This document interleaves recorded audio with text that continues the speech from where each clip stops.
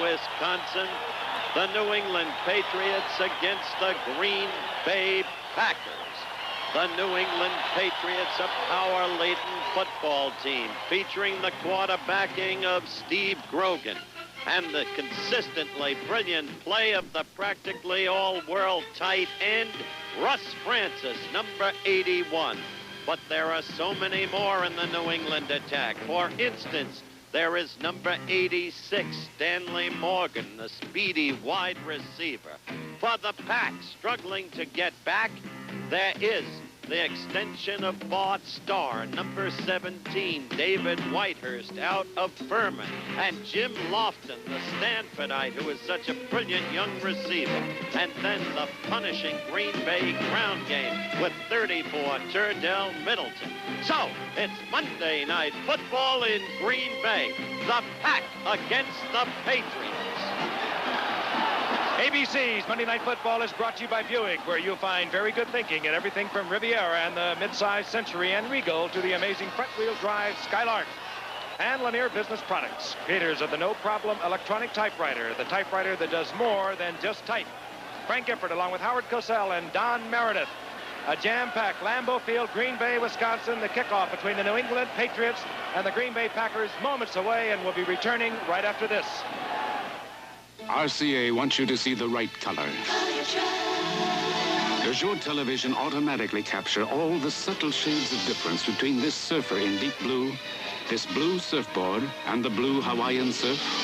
If not, wait till you see color, even color this close on Color Track 1980.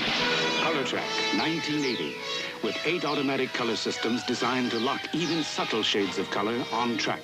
RCA is making television better and better. Do you believe I forgot to change my antifreeze? You know how embarrassing it is having your tow truck towed? You should have kept your guard up. Get it, animal. Fat chance, Slim. Should have kept your guard up. Keep your guard up with Dowguard Antifreeze. Dowguard protects against freeze-ups, boilovers, rust, and corrosion all year round. Dowguard Coolant Antifreeze. Bobbitt, I think you got him. Just remember, keep your guard up. The problem? United States Steel wanted any service rep in any district sales office to be able to check the status of a customer's order on the spot and in detail. This was a classic communications problem, so they called in the Bell System experts. Their solution, a network of 400 high-speed Bell terminals in 29 locations. This gives service reps instant access to the facts they need.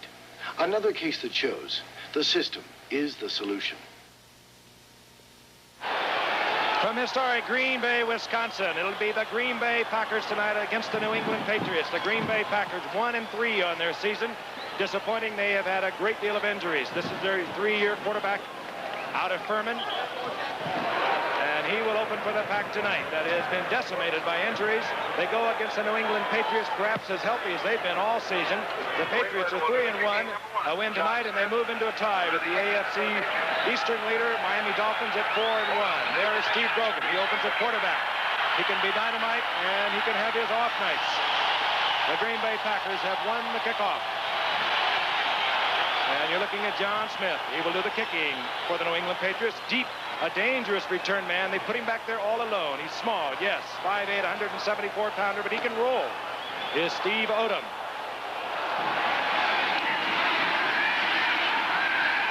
Ron Earhart, in his first year with the New England Patriots, came in under rather shaky circumstances after the departure of Chuck Fairbanks a year ago. He's done a tremendous job with this New England Patriot team. They are number 1 in offense in the AFC. They are number 2 in defense. It's hard to find a weak spot on the Patriots. The ball is in the air. And is taken there by number 36, that's Howard Sampson. A short kick by John Smith, and Sampson moves up to the 32. Let's meet the offense of the Packers. David Whitehurst, number 17. You saw him at quarterback. The 2 setbacks, 34, Turdell Middleton, 33, Barty Smith. Smith, a big man. James Lofton, a dangerous second-year receiver out of Stanford. At the right side, an offensive line that has had to be juggled tonight. Concar, a potential all-pro on the left side, is not in there. Stokes is in there on the left side. Leotis Harris, 69, a 2-year man out of Arkansas, opens at right guard. First and 10 to Pack from their own 32-yard line. Lofton in motion for the Green Bay Packers. And a flag is down. Several flags are down on the opening play. Our referee tonight, Chuck Heberling, a late start, of course, because of the presidential address tonight. Offense, number 69, moving before the snap. Leotis Harris in there starting in place of Mel Jackson. Detected with a false start. You saw the defensive front three. They, of course, play a 3-4, does the New England Patriots. Let's take a look at that secondary. The cornerbacks, well, Ray Claiborne is playing the best football of his life. And you know about Mike Haynes if you follow this game at all. They have tremendous defensive talent there. And it's not weak at all on either corner with Mike Haynes and Claiborne. First down, 15.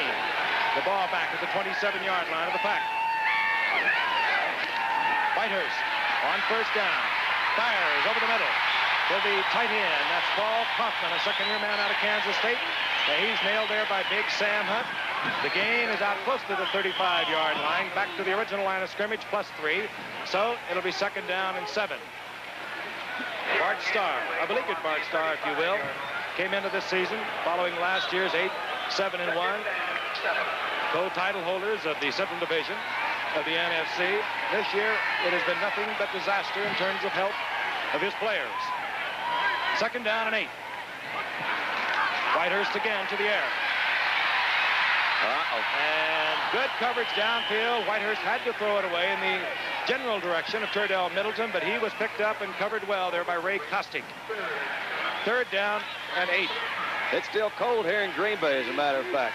Cold the last time you were here, Don. 67. It's dropped about 20, 30 degrees this afternoon. We got a pretty good wind kicking up. They're going to be throwing into that wind right now. Said temperature is 54. I don't believe it. No way. It's going down into the 30s tonight after a drizzle all day long. Third down, call it 7. The ball at the 35-yard line, just underway. Whitehurst has the time, finds the pocket, finds the tight end, Kaufman. Got him a first down. First down, 45-yard line of the Green Bay Packers. Mike Haynes made the stop. Kostick was back there. Let's take a look at it again. Frank, and talking to the coaching staff earlier, I think they're going to be throwing the ball a great deal. They don't feel they have that muscle up front to move them out. You'll see Kaufman come across on a clear-out route, and nobody picked him up, so they got him a good play. Whitehurst, Bart likes it awful lot. He really is trying to get him in there, move him nice and smooth, give him his confidence that he can. They do call all the plays. Bartkowski sends them in by hand signals. They mark the ball at the 46-yard line of the Green Bay Packers. In motion is Turdell Middleton getting the call. The big man, Barty Smith, and he pounds into the left side, and he runs into a lot of opposition there. Rod Choate defensively, Richard Bishop closing down. Gain of maybe a yard. Call it second down and 9. You mentioned that cold day in 67, Howard. I think as we look at the conditions here tonight, I don't think there's anything quite like it. I was broadcasting the time for CBS. Kickoff at 13 below 0. That's it. I remember it well. Bart Starr, of course, sneaking in. Final play of the game, the Packers to win the NFL title. Second down and 8. Packers underneath, throws too hard. Lofton does not hold on. Short pass. Whitehurst almost took his hands off. That's right. I haven't been back since that one either. Somebody up there does. What are they doing sending me to Cleveland and Green Bay on back-to-back weeks? Dramatic 2 Monday nights for Andy Wynn. That ball was thrown too hard, Frankie. Had Lofton coming in on kind of a little delayed, trying to get under that. The linebackers, we've talked about them before. We had the Patriots against Pittsburgh in their opener. They cover an awful lot of ground. Try to get that 3-man front. Now look at them. They got 5 guys down. Third down. Whitehurst looks it over. Plays called for Whitehurst from the bench. Mel Lunsford got back. Trying to throw it into Lofton, and he cannot hold on the slant. He would not have had the first down. Well covered by the man we spoke of earlier, Ray Claiborne. He was all over Lofton. It'll be fourth down. And that will produce David Beverly. There is Ray Claiborne, great speedster out of the University of Texas. First round draft pick, of course, in 77. Beverly and Stanley Morgan has dropped deep for the New England Patriots, standing close to his 13-yard line. Beverly rated 3rd in the NFL, or rather NFC, coming into tonight in the punting department. There is Morgan. He can fly. Oh, he almost got it. And it was close. Tim Fox made a go for it, and Morgan does not go with the fair catch. takes the gamble and gets out to the 25-yard line. But the New England Patriots, the #1 team in the AFC, offensively will have their first possession of the night, and we'll be back at Lambeau Stadium in a moment. Now there's a way to type that gets your paperwork done right and done faster. No problem typing from Lanier. You want your work back error-free? No problem. Corrections are made here instead of on paper. Want to move a paragraph? No problem. Add or delete a sentence? No problem. Want your typing back sooner? No problem. Electronic typing from Lanier. Call your local Lanier office. Here's to good friends. Tonight is kind of special. How you holding up? I'm all right. You want to go for 10 miles? If we make it, I'll buy you a beer. If we make it, I'll buy you a Lowenbrow. When you want the taste of a truly great American beer, tonight, let it be Lowenbrow. Tonight, let it be Lowenbrow. On NCAA college football, one of the biggest rivalries, the Michigan Wolverines battle the Spartans of Michigan State Saturday on ABC. The co-Big Ten champions of last year, one loss apiece, both to Notre Dame. In addition, we'll be bringing you two Division II showdowns, Western Illinois against Eastern Illinois. Eastern Illinois, of course, ranked #1 in Division II football, and Southwest Missouri State versus Lincoln of Jefferson City, Missouri. Check the listing for the game in your area. 1st and 10, the Patriots, the quarterback, of course, Steve Grogan. The ball at the 25-yard line. Sam Cunningham, 39, the single setback. Grogan on 1st and 10 goes to the air. As a man open, fires, and it's complete out to Stanley Morgan. Stanley Morgan has the first down at the 39-yard line, and they have two blazing outside wide receivers. Cunningham, of course, having a great year. Andy Johnson is in there at the moment. Number 32 is the other setback, and you saw the big tight end, number 81, Russ Francis. The offensive line, and Dwight Wheeler doing well on that left side. Leon Gray, the All-Pro, of course, traded earlier in the year to Houston. On first down, Grogan immediately to the air. Fires to Andy Johnson, complete, and Grogan is 2 for 2. Johnson picks up close to 9 yards. It'll be 2nd and 1. Hit there by Rich Wingo, a rookie middle linebacker for the Green Bay Packers, and they have had troubles defensively. They might even have to slide into a 3-4 tonight because of the shortage of defensive linemen. There they are. Rich Wingo in the middle. And a secondary, quite frankly, well, you don't know whether it's as questionable as the defensive line that does not penetrate. They have only 6 sacks on the year thus far. So that puts a lot of pressure on your secondary. 2nd and 9. Cunningham, left side. And the big one, Bulls for a first down, close to midfield. Sam Cunningham, he has been steady, blocker, a runner, a good receiver. His last 100-yard game way back in '77. His coach says he's just simply the best fullback in football. Now that's saying something. Coach, of course, Ron Earhart, who has 25 of his former North Dakota State football players in attendance tonight. 1st and 10, the ball just short of midfield. Grogan 3 times on 1st and 10 has gone to the area. It's Morgan again. He's 3 for 3, moving to the 43-yard line where it'll be 2nd down and 3. First time I've seen Green Bay play this year, Frank, but I've never seen cornerbacks playing as deep as these two guys do. It's going to be hard to get them deep, but boy, he can sure work out there in front of them a lot. They have a tendency, I think, without the pass rush to anticipate everything deep. They know that without that pass rush, they're going to have to stay with that receiver for a lot longer than they would with any kind of pressure. Ball marked just outside the 43. Call it 2nd down and 3. This is Andy Johnson. And good pursuit by the Pack. Turns Johnson back from a first down at the 40-yard line. Very close to it, however. Gary Weaver defensively there for Green Bay, 52, and Steve Luke coming up from safety. And Andy Johnson is down. Andy Johnson, who missed all of '77 with a knee injury, performing well thus far this season, is the injured New England Patriot. We'll be back in a moment.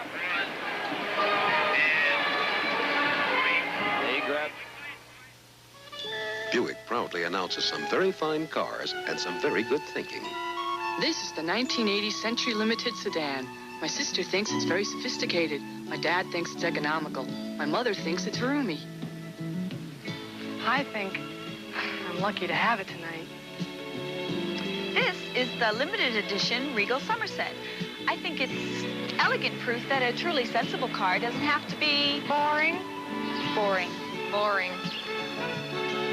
This is the Buick Riviera, an automobile so incredible that people who could seriously think about buying almost any car in the world are driving Rivieras. This is a 1980 Buick Skyhawk. 4-speed, V6 engine. I think it's really me. And she thinks... she'll get used to it. Do you think that owning a 1980 Buick might be a good idea? Good thinking. Sunday, women couldn't resist him. Men would do anything to destroy him. Vampire. Andy Johnson is the injured New England Patriot running back. Carried the ball on the second down. Big pileup. Let's take a look at it again. You think that it's knee what they're working on, but I didn't see it happen, Frank. Let's see if we can pick it up here. Just follow the block. He didn't pick up the first down. Came really close. Head on right there. Somebody looks like they got him. Just a whole bunch of them piled on. Oh, there it is. It comes back across the top. Pulled it over the top. Probably twisted it some. As I mentioned before, Andy Johnson missed all of the season of '77. Had knee surgery. Came back and had close to 700 yards rushing a year ago, complementing the running of Sam Cunningham. Not a breakaway threat, but a good steady ball player for Coach Ron Earhart. Got good hands. He can do it. He can catch it. Third down and short here. These guys, we mentioned the difficulty that Green Bay has had with injuries, and they really have. They've lost Ezra Johnson, it looks like, for about 2 or 3 more weeks, I was told before the game. So they're trying to plug in with some guys that, some of them are some rookies, some of them are some really inexperienced sort of players that they've got in there. They haven't tried to run much so far. It's early in the ball game, but I would think that this big line that New England has should be able to push them out pretty good. You know, you mentioned the rookie, Charlie Johnson, over the right side defensively for the Green Bay Packers, number 99. He's up against probably one of the best, if not the best, blocking guard in all of football, and John Hanna. And I bet he had a long afternoon thinking about it. I would imagine he did, too. You know, Hanna has had a little nagging injury. I think it's his ankle. They all had such a big game last week against San Diego, and Hanna in particular was really pleased with being part of that game. But talking to the trainers and coaches, they say Hanna's at full steam. And you look at a young rookie, he's 6'1". He's not really that big, or not that tall, 6'1", about 200, maybe 50 or 60. But you're right, Hanna's right there in front of him, and they like to run to that side anyway, on that left side of that offensive line. Dwight Wheeler, fill in for Leon Gray that you mentioned, Wimpy. He's just coming in there and doing a heck of a job for him. Third, less than a yard to go for the New England Patriots. No score, 10:42 remaining in the first quarter. That's Pete Brock. Plays tight end on short yardage and hurdling over the 40-yard line for a first down, the big fullback, Sam Cunningham. And it will be 1st and 10 for the New England Patriots. 3 times on first down thus far have put the ball in the air. New England likes to use 3 tight ends from time to time. Brock, Hasselback, and Francis. They used the 3 of them on the key play that won against San Diego last week. Wound up with a pass to Francis. 1st and 10. The ball just short of the 38-yard line of the Green Bay Packers. Brogan puts everyone in the pattern. This is Cunningham, and he's wide open. All right. He's short of the first down at the 29-yard line. Mike McCoy was there early. Also hustling into the play was Rich Wingo, the middle linebacker. 2 cornerbacks were coming up trying to put some pressure on those outside receivers. I don't think it was a blitz. It wasn't a maximum blitz at all. Appeared to me that the linebackers got a little confused with their coverage and left him wide open out there, that little middle zone. They're moving this thing down rather methodically, aren't they?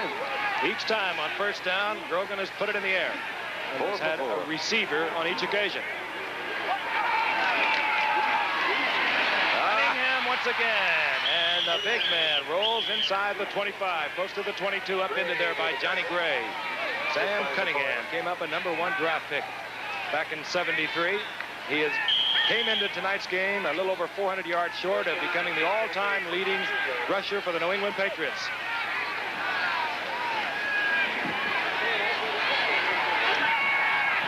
Another first down.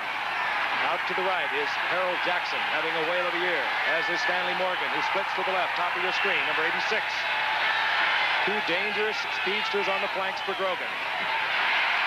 Play action, gives it off to Calhoun, reverses it field, Look at Calhoun. He's finally ridden down by McCoy, but not until he's inside the 15, close to the 11-yard line. We got to get a shot of Grogan, too. When he saw him coming back that way, he said, wait a minute. And he comes back in. Let's see if we can pick up Grogan again. Calhoun, they had it pretty well blocked off. Good penetration on the right side. You see right there. Nice move. Now then, here comes Grogan. He said, wait a minute, I'm supposed to do something. Now I want you to watch this. He didn't come close to blocking anybody. But Calhoun got down there and picked him up a first down.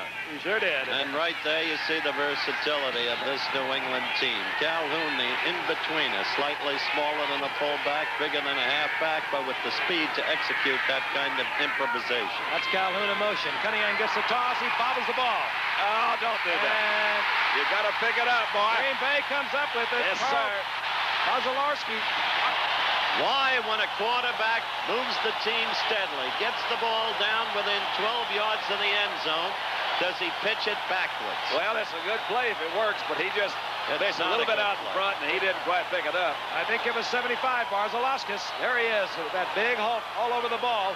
And Green Bay gets out of trouble. 8:32 remaining in the first quarter. They'll have a 1st and 10. Barzalauskas, the one-time Jets' #1 draft choice, was a doubtful starter. Bart only decided to play him when he saw him in the workout before the game. The ball just over the 15-yard line. There are a lot of doubtful players out there for the Green Bay Packers tonight. We'll talk about them over the course of the evening. Lofton, the intended receiver, intercepted. Fox, the free safety, Tim Fox, and he returns it to the 27-yard line. He's tackled there by the intended receiver, James Lofton. Jimmy Fox is a superb defensive back. I think you all who follow football know that. Out of Ohio State, teams beautifully with Mike Ames. And he's on cloud 9 tonight because his wife just delivered unto him a 9-pound, 6-ounce baby daughter. Somebody got a finger on this early, I believe. May have. It was not badly thrown, a little bit wide. I think you're probably right. Maybe it was tipped a little bit. It has been a hard catch, but catchable. Lofton has been suddenly missing some of them this year. Whitehurst, on his side, has been having trouble getting it to him. On 1st and 10. Jackson and Grogan went to Harold Jackson. He wanted the touchdown just off the fingertips. Fox says, I'm going to intercept the pass tonight because I do want you to say hello to my wife and new baby girl. The second he just got home, he said, tell everybody that everybody's doing fine. That's what he see, there you did it. He's one of those first-round draft picks that came from the Jim Plunkett trade. Last pass, excuse me, Frank, that last pass was the first time that I would almost even call that one not a very good pass because it was rifled. Jackson had a hole down there in the middle. That's where he tried to drop it over and lay it in that hole. He rifled it, and nobody was there. Grogan 4 of 5, 2nd down and 10. Flag is down. Grogan has Francis in the end zone. He sure does. The flag is down. Well, we'll have to see what the call is, but right there you saw an evidence of why Russ Francis is so great. The size. Let's get this call. Offside. Defense. 6 points. New England. Refuse. He's got the size. He's got the speed to go with it. He can go deep. I saw an excellent article in the Sunday New York Times as you watch this again by Bill Wallace on the growth and development of the modern-day tight end.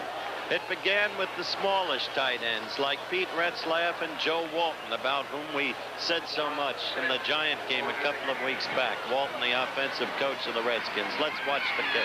Johnny Gray, 5'11", trying to cover 6'6" Russ Francis. No chance. This is John Smith for the conversion. And then came the power tight ends like Ditka and like Ron Kramer.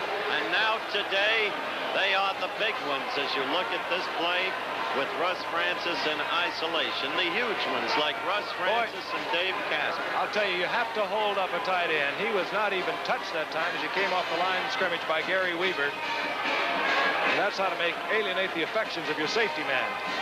We'll be back.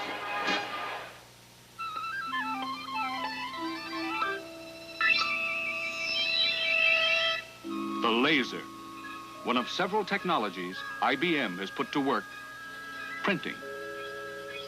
This IBM innovation, a laser printer, uses light to print over 200 pages a minute. IBM is constantly working on ways to print more information clearly, quickly, and inexpensively. like this IBM inkjet printer that pumps ink drops through a nozzle 1/2 the diameter of a human hair to make letters. It prints as neatly as the newest typewriters, only a lot faster. Or this IBM band printer that uses an etched steel band to print information from a computer inexpensively. At IBM, we don't just help you get information, we help you get it down on paper. IBM, helping put information to work for people. The Pope arrives in the United States on the news after the game. The 1,000th game played by the Green Bay Packers being played tonight, and I guess appropriately on Monday night. New England has a 7-0 lead. We have 8:13 remaining in the first quarter. Steve Odom is deep for Green Bay. John Smith pumps it, and Odom will have an opportunity. The speedster. And he gets it out to the 22-yard line. Hustling down there for New England, Don Hasselbeck. A big tight end who would probably start for a lot of teams. He sees a lot of action from New England, but he is a gifted athlete, as is the man who plays in front of him, Russ Francis. And there he is. Russ Francis from Hawaii. He's sure to say I'm from Hawaii. Has his own airplane service over there. Don refused to get in one. I'd like to, as a matter of fact. That would be fun, go through the islands with Russ Francis. Under Thompson in motion. This is Turdell Middleton, and Middleton gets out over the 25, close to the 27 for a pickup of 3, where it'll be 2nd down and 7. There by Richard Bishop defensively for New England, number 64, who's playing superb football for the New England Patriots. In addition to all the injuries Green Bay has suffered that Frank mentioned earlier, there is the problem of youth. 9 rookies on the squad. Bart Starr still in a rebuilding process. 2nd down. Handoff goes to Barty Smith, and Barty Smith hurls his bulky body out to the 30-yard line for a gain of 3, where it'll be 3rd down and 4. The problem any Green Bay coach has here is the problem of a memory and a legend. Even Bart Starr, who's meant so much to successful football in this town, has to give way because you walk down the street and it's Lombardi Avenue. And all they remember is the years of glory, Packer glory. Ball resting right at the 30-yard line. Whitehurst, the quarterback, puts James Lofton to the right. Judges backs to the right. Got him wide open. Flag is down. Usually where you're going to get a holding call. He had a man open, but he was very busy back there with a lot of New England Patriots right in his face. There's an interesting mixture, Don. I think of the... There's an interesting mixture, Don, of those Patriot linebackers. The huge ones like Hunt, and then the quick, swift ones like Schoch, only 215 pounds on the outside. I really am impressed with their team. I think that defensive unit, Frank has mentioned the 2 outstanding cornerbacks. They've got good safeties, so I think those 2 areas are really super. You've got the linebackers, the safety, and we've talked about that. They're just not weak anywhere. They don't really have any glaring weaknesses. Well, their number 1 draft pick is another safety to come, Rick Sanford from South Carolina. Beverly to punt for the Green Bay Packers on 4th down. Stanley Morgan standing at his 40-yard line. Beverly had to hustle that kick. Morgan watches it bound. Moves away from it. Packers get a roll, and it moves inside the 30, close to the 28-yard line, where New England will have possession. Bob Kreider in there hustling Beverly's punt. Bart Starr has done just about everything you could in football. Had this team, he thought, I think Green Bay Packers felt, turned around last year with an 8-7-1 mark, tied Minnesota, Central Division. They lost according to the playoff or the tie-breaking procedures. And then the wheels started to come off. Well, that loss that they suffered to Minnesota, that's the one that really killed Ball. On 1st and 10. Grogan again.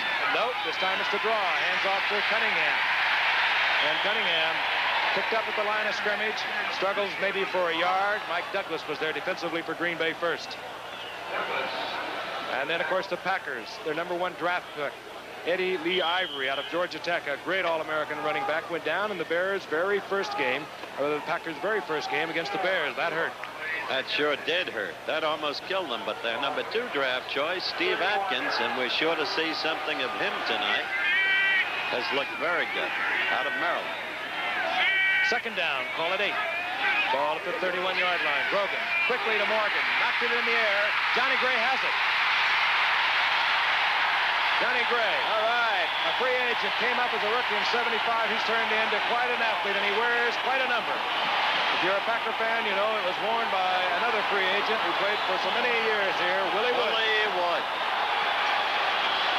24 was Wood. Let's look at this again. You see him read that blitz real well, very quickly. Tries to throw it. Appears to me threw it a little bit behind him and a little bit hard.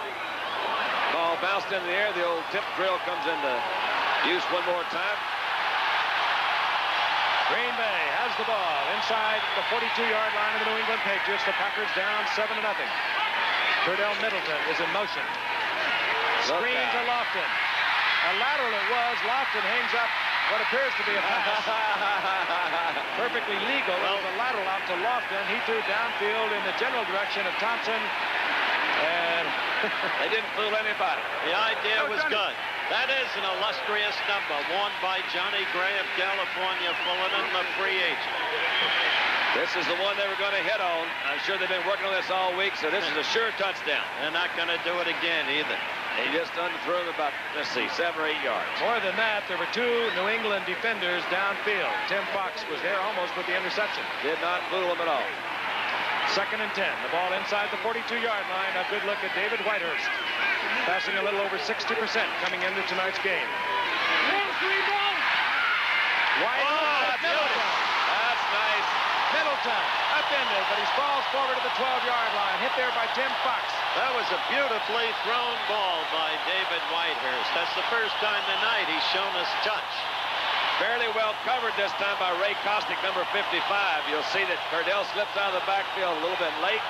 The ball's right there, and from the quarterback's position, there's not much to drop it in, and he did, right like number 2 washtub, right over his head. Kostick, of course, the man that Ray Perkins wanted, because he's good on pass coverage. But then, right there, a perfect throw by Whitehurst. A partisan crowd waving their pom-poms, the Packers.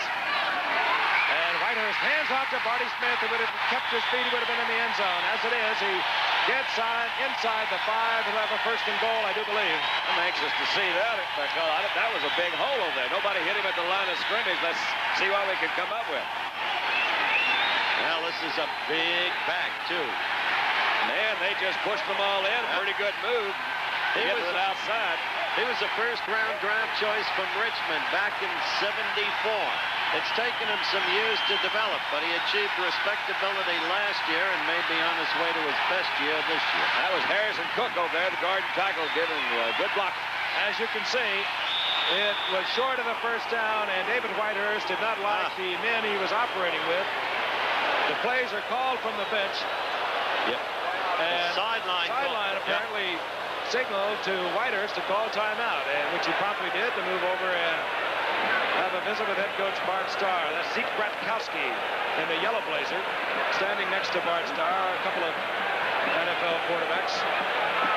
We're going to pause 5 seconds to allow our local stations all along the line to identify themselves.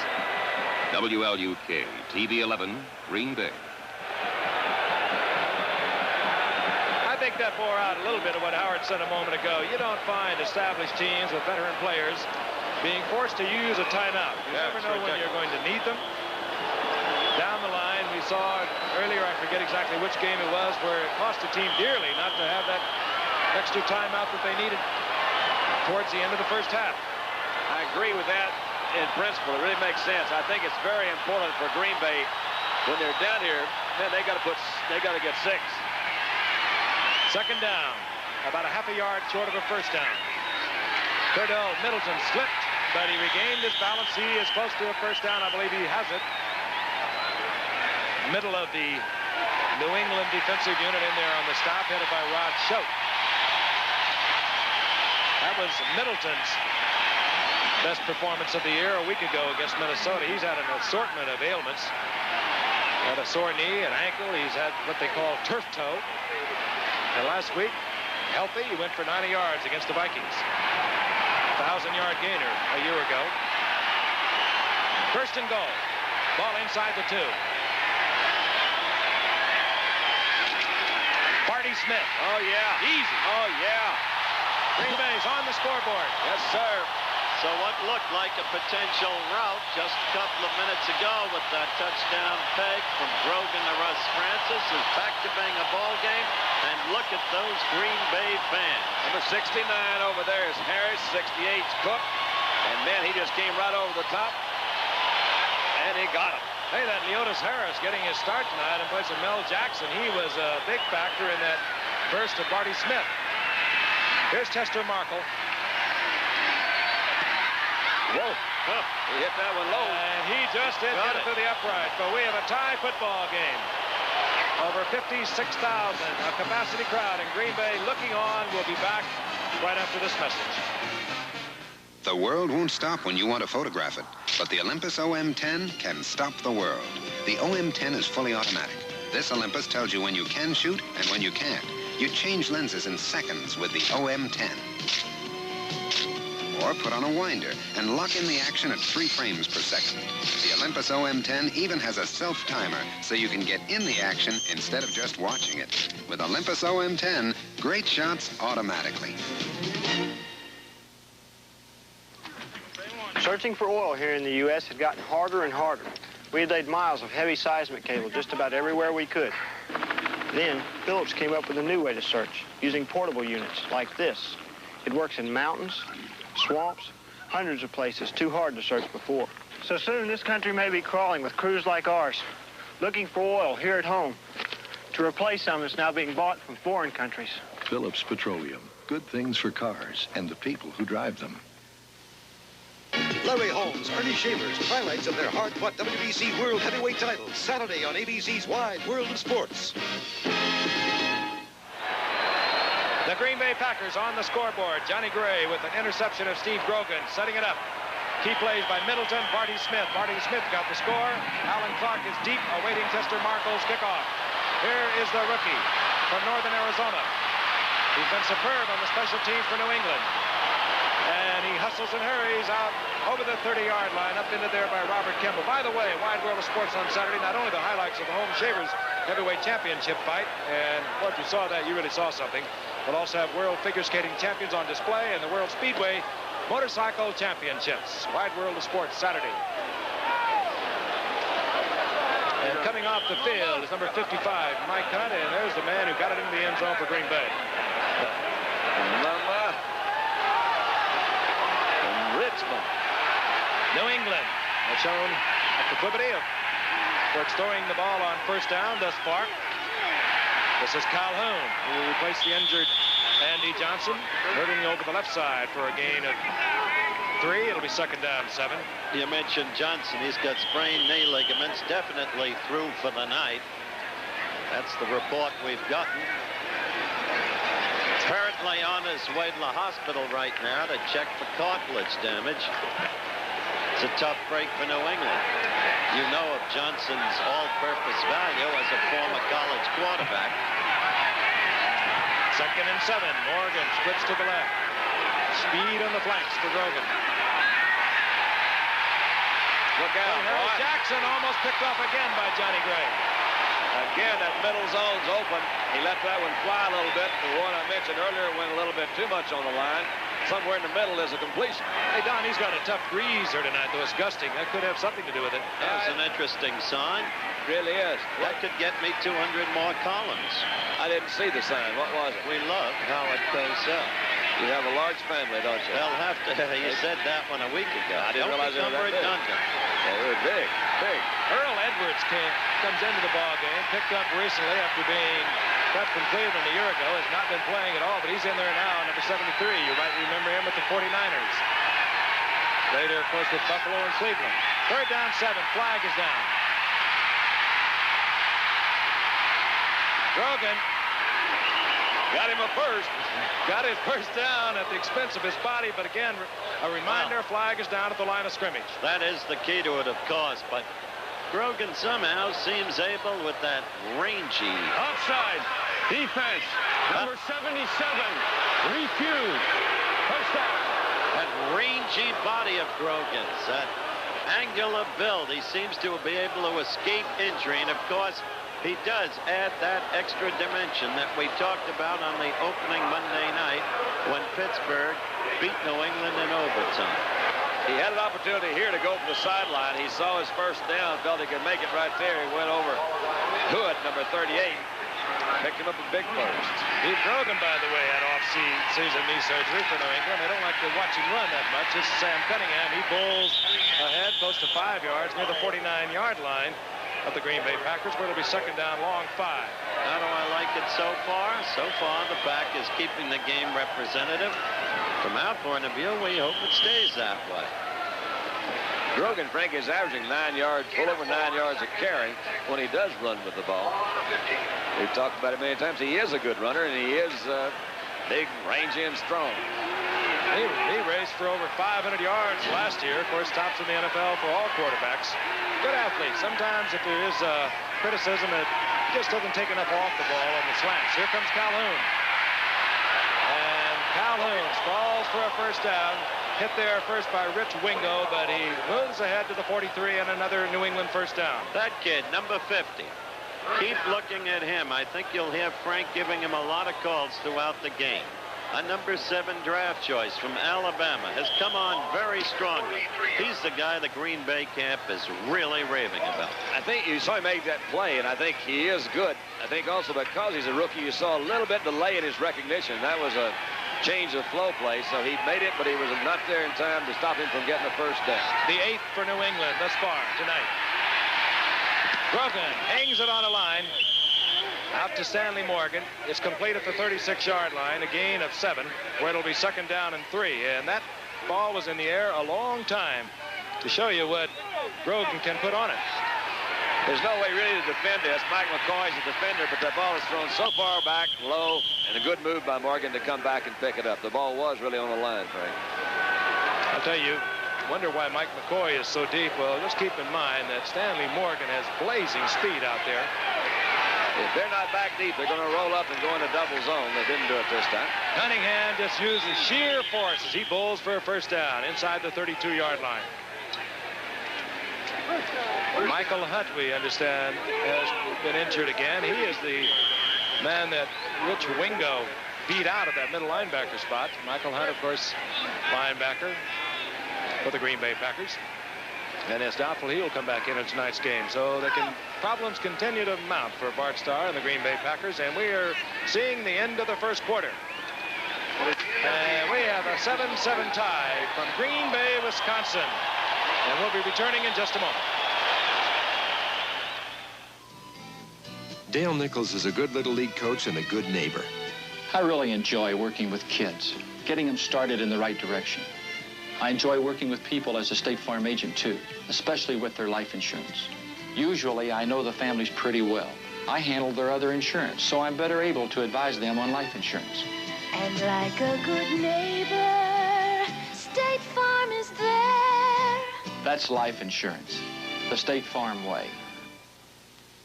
The Firestone Forever and the Sears Die Hard. Take a close look at the warranties. The free replacement part of the Die Hard full warranty ends after only 90 days. But if the Firestone Forever battery ever fails to hold a charge, Firestone will replace it free for as long as you own the car in which it was originally installed, provided it isn't damaged due to accident, abuse, or a bad charging system. If you need a battery and you're going to keep your car for more than 90 days, you want the Firestone Forever. Do you know what I really liked about basketball? Negotiating my contract. You know, like casually mentioning retirement just before playoff time. Well, now, you got a chance to do some dealing yourself. The 1980 Buicks are coming, and the dealers still have plenty of 79s left. Now, you don't have to be a wizard to know what that means. See your Buick dealer. Of course, right now, he's a piece of cake. Let's take advantage time now at your Buick dealer's place. What do you think I've forgotten everything? Of course I remember all that silly stuff that happened back in those days. Reference, of course, to the frozen NFL championship game played in '67 here, and Green Bay winning, of course, in 13-degree below zero temperature on the final play of the game. Bart Starr sneaking it in. 1st and 10 now, New England. The ball at the 32-yard line of the Green Bay Packers. Calhoun. And Calhoun bounces off Charlie Johnson, the rookie from Maryland, gets to the outside, but a host of Packers are there to make sure that he doesn't pick up any yardage, headed by Steve Luke. Well, there you see the New England edge, though it doesn't show in the score, especially in total yardage, and a reasonably decent 2-minute edge in possession time. Still, it does not yet show in the score. All because of the Johnny Gray interception. 2nd down, 10. Out to the right goes Stanley Morgan. He's collected out there by Estes Hood. Out to the left is Harold Jackson. Russ Francis, and he's brought down by Steve Luke. I'll tell you something. That's a guy I respect, Steve Luke. Out of Ohio State, he is one of the better strong safeties in football. With Green Bay, upon doleful days, you don't read or hear a lot about him, but look at that hit. He did a good job. He threw that pass absolutely into the heart of the strength of that defense. They were into kind of a safety zone. They had the strong safety was up in there. Outside linebacker was in the middle. He had a couple of guys open over on the other side, and he wanted to come back. Michael Hunt comes back into the game. Number 55. 3rd down, long 4. Ball just short of the 25-yard line. Rogan, Francis. They say no. Incomplete. Now they're going to take it away from you, aren't you? They had a safety blitz that time, picked up the blitz real well. It seems that you see another shot. In the middle. That was Michael Hunt that we didn't think was going to come back. That was in there that time. He's now limping off again. On the earlier completed pass with the hit by Luke, you suggested that he threw into the heart of the defense. Yes, I did. Maybe so. But when you've got a guy Francis's size, it's no different from Dawson throwing to Otis Taylor. He can bust tackles, and that's what Luke prevented on that play. 43-yard attempt. It's a quarterback that holds. That's Matt Cavanaugh, number 12. Smith. No good. Kicking into the wind. Ball held up. No good, and Green Bay will have the ball at the line of scrimmage, the 31-yard line. Ron Earhart does not like what he sees happening, and will be returning to Green Bay in a moment. Wherever you grew up, going home these days can be quite a surprise. Because everywhere you go, America is remodeling. So good to see the folks again. So many things to share. So good to see the home I knew and loved. And at Georgia Pacific, we're helping more Americans remodel with our products than ever before for living space. Always knew it had or enjoying space. great possibilities. And you can find the building materials you need at thousands of our registered dealers everywhere. Like pre-cut wood products, the plans, the ideas, the help you need to do projects yourself. Because at Georgia Pacific, we see America's older homes as one more resource we can't afford to waste. Daddy, you haven't changed a thing. Georgia Pacific. Oil, gas, coal, gypsum, timber, and the skill to manage them. On NCAA college football, one of the biggest rivalries, the Michigan Wolverines battle the Spartans of Michigan State Saturday on ABC. From 43 yards out, not enough hit, not enough distance, and no amount of body English is going to help. John Smith is now 6 of 9 on the season. Very accurate from inside the 40, a little questionable outside. We're hurting, but we're not quitting. It's a pretty good attitude. 1st and 10, back. It's all tied at 7, the 13-16 remaining in the first half. The ball just inside the 26-yard line of Green Bay. In motion is Thompson. And Barty Smith gets the call. Finds a little gap on the right side and uses his 225 or 30 pounds to get out over the 30, close to the 31. A gain of 5. It'll be 2nd and 5, upended by Richard Bishop.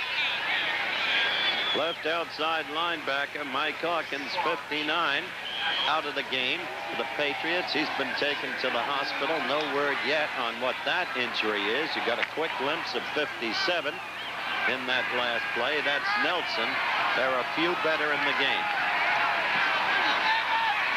2nd and 5. Turdell Middleton gets the call. Fires the right side, gets a gain of a couple. It'll be 3rd down and 3. And reminding you of, you'll be watching Michigan State, but also you'll be seeing a couple of Division II showdowns. Western Illinois against Eastern Illinois, Southwest Missouri, and we'll tell you about it in a moment. 3rd down 3. Grogan goes up on top. Middleton with a good move gets the 1st down. Yes, sir. Nifty runner, Turdell Middleton. Out to midfield.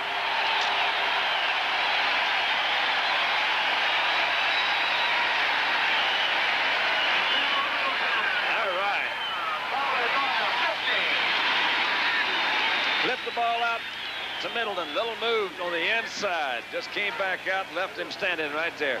Watch Claiborne down here at the end of this thing.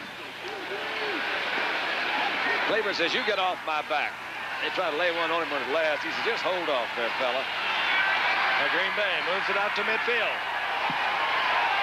Super effort, Turdell Middleton.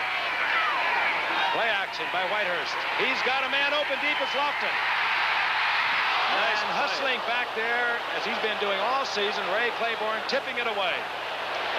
That's what Bucko Kilroy, the sometimes brilliant director, general manager now, but head of personnel, that's what he looks for. Well, he was playing him pretty close. Lofton made a good quick move to the outside, but that speed, the recovery, he really made it up in a hurry. He wants speed back there. He's got it in Mike Haynes. He's got it in Claiborne. He doesn't quite have it in this year's 1st-round draft choice, Rick Sanford, which is why they moved him to safety. 2nd and 10. Barney Smith finds a little opening, gets down to the 48-yard line. A flag is down, a pickup of a couple. A flag down at the line of scrimmage. Talk about Claiborne. He was quite a track star down in Texas, had an electrically timed 9.4. He is not, however, a puncher. It was Claiborne who was involved in that little fisticuff session in the dressing room with Will McDonough, the Boston Globe writer, who covers the team. There he is, 6'1", 190-pounder. This is not to say, by the way, that McDonough is a fighter either. I wondered what that was. That was to say that was not a fighter. All right, it's got to be against Green Bay there. Illegal motion. Offense, number 76. 2nd down. Chuck Eberling calls it against Tim Stokes, who is filling in for Mark Concar of the Packers tonight. It'll be 2nd down and 15. Walter Tullis comes in. Out comes the tight end. 3 wide receivers. Tullis wears number 87. 2nd-year man out of Delaware State. There he is in motion. Good pickup. Oh, did they pick Nelson up? Good pickup. Whitehurst overthrows his intended receiver, Thompson. Whitehurst on the dead run. I believe it was Nelson. Steve is down. Yep. And he's staying there. His father, by the way, has come to see him play tonight. His father, of course, Anoka, Minnesota man, has been coaching high school football up there for many years. And now watch Nelson. You'll watch him on the blitz, and boy, is he picked up here and hit. Sandwiched right there. So Steve Nelson is down for the New England Patriots, and we'll be returning in just a moment. Here's to good friends. A toast. Here's to a vanishing breed. Bill Evans, bachelor. End of a perfectly good ladies' man. To Bill Evans, a free man. 13 more hours. When you want the taste of a truly great American beer, tonight, let it be Low and Brow. Speech! Speech! Speech! Come on, you guys. You're beautiful. You see this NFL poster? It's a $2 value, and I got it for only 50 cents when I bought a set of Champion spark plugs. A terrific NFL poster for only 50 cents. And look at this. Isn't that pretty? And your car can get sure starts, improved performance, and better mileage with Champion spark plugs. It was a deal I just couldn't pass up. You know, I think I'm going to do my entire house in poster. Yes. Show your NFL team colors from your participating Champion marketer. You can't buy a better plug. I'm David Hartman, a woman who got hooked by a phony ad but fought back. Tomorrow on Good Morning America. Well, with Steve Nelson still down, they can ill afford the loss of that very great player, especially with Hawkins already out. And Nelson, a bit of a homecoming. He, of course, played for Ron Earhart at North Dakota State. A lot of fans are over here. He's going up to his father's hometown. His father, Stan, as mentioned earlier, is here tonight.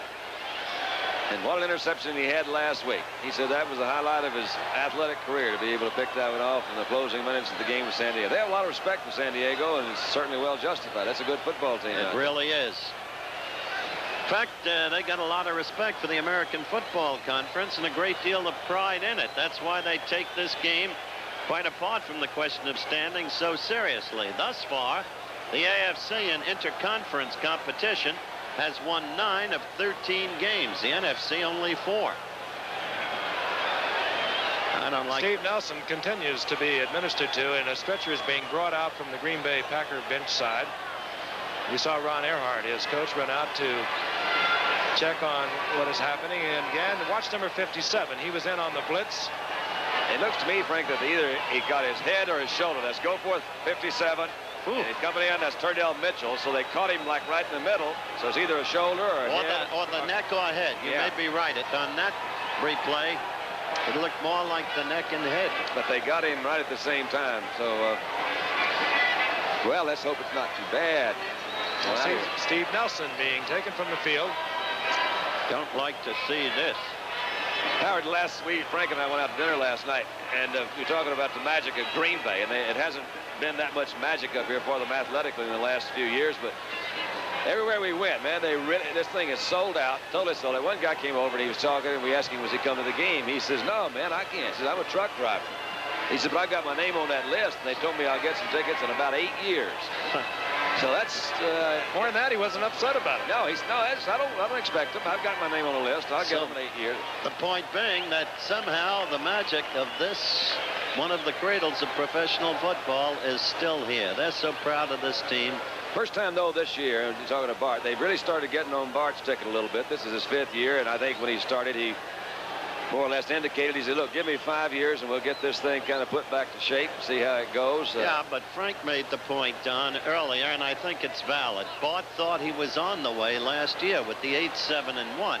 And look at the injuries tonight. Yeah, I think he was. And Makes you worry about this business. He says, first, I got to give me some players, and next, I got to keep them healthy. So, you see that? Star will make it. Well, that's, as we've said many times, if you're going to get somebody from Central Casting to play quarterback, call him Bart Starr. I mean, I never heard of a better name than that. But look, it all began here in what, 1919? Curly Lambeau, a tremendous football team then, rolled up more than 500 points, lost only 12, lost only 1 game, their final game, to the Beloit Fairies. You've got to be kidding. No, it's the truth. No, it is not. Honest to goodness. The Beloit Fairies. That's exactly right. And well, you said it first, Steve. We'll give you a full report on the condition of Steve Nelson just as soon as we receive our information. Great young man and a great football player, and you hate to see this happen. But look at that panoramic view of Lambeau Field here. Through all of the years, Caroline Lambeau, Arnold Herbert, Don Hudson, Johnny Blood, Johnny Laws, and then, of course, the Lombardi years. And at halftime tonight, a special feature. I think you'll enjoy it as you once more get a glimpse of one of the greatest men ever connected with the game of football, Vincent T. Lombardi. Steve Nelson has been taken from the field. There have been changes for Green Bay. Jim Culbreth, a 3-year man out of Oklahoma, has been cut a couple times by the Green Bay Packers, who's in there 1 setback, number 31. Nate Simpson, who usually comes in passing situations, number 48, is the other setback. And 3 wide receivers. Walter Tullis, 87, teams with Lofton, number 80, and Thompson, number 89. 3rd down, 15. The ball at the 45-yard line of the Pack. Got him wide open. Wide open is Lofton. Yes, sir. And Lofton has our first down. He's down to the 28-yard line. Threw that ball well under pressure. He had some pressure coming in back there. They're the #1 team in sacks in football with 22.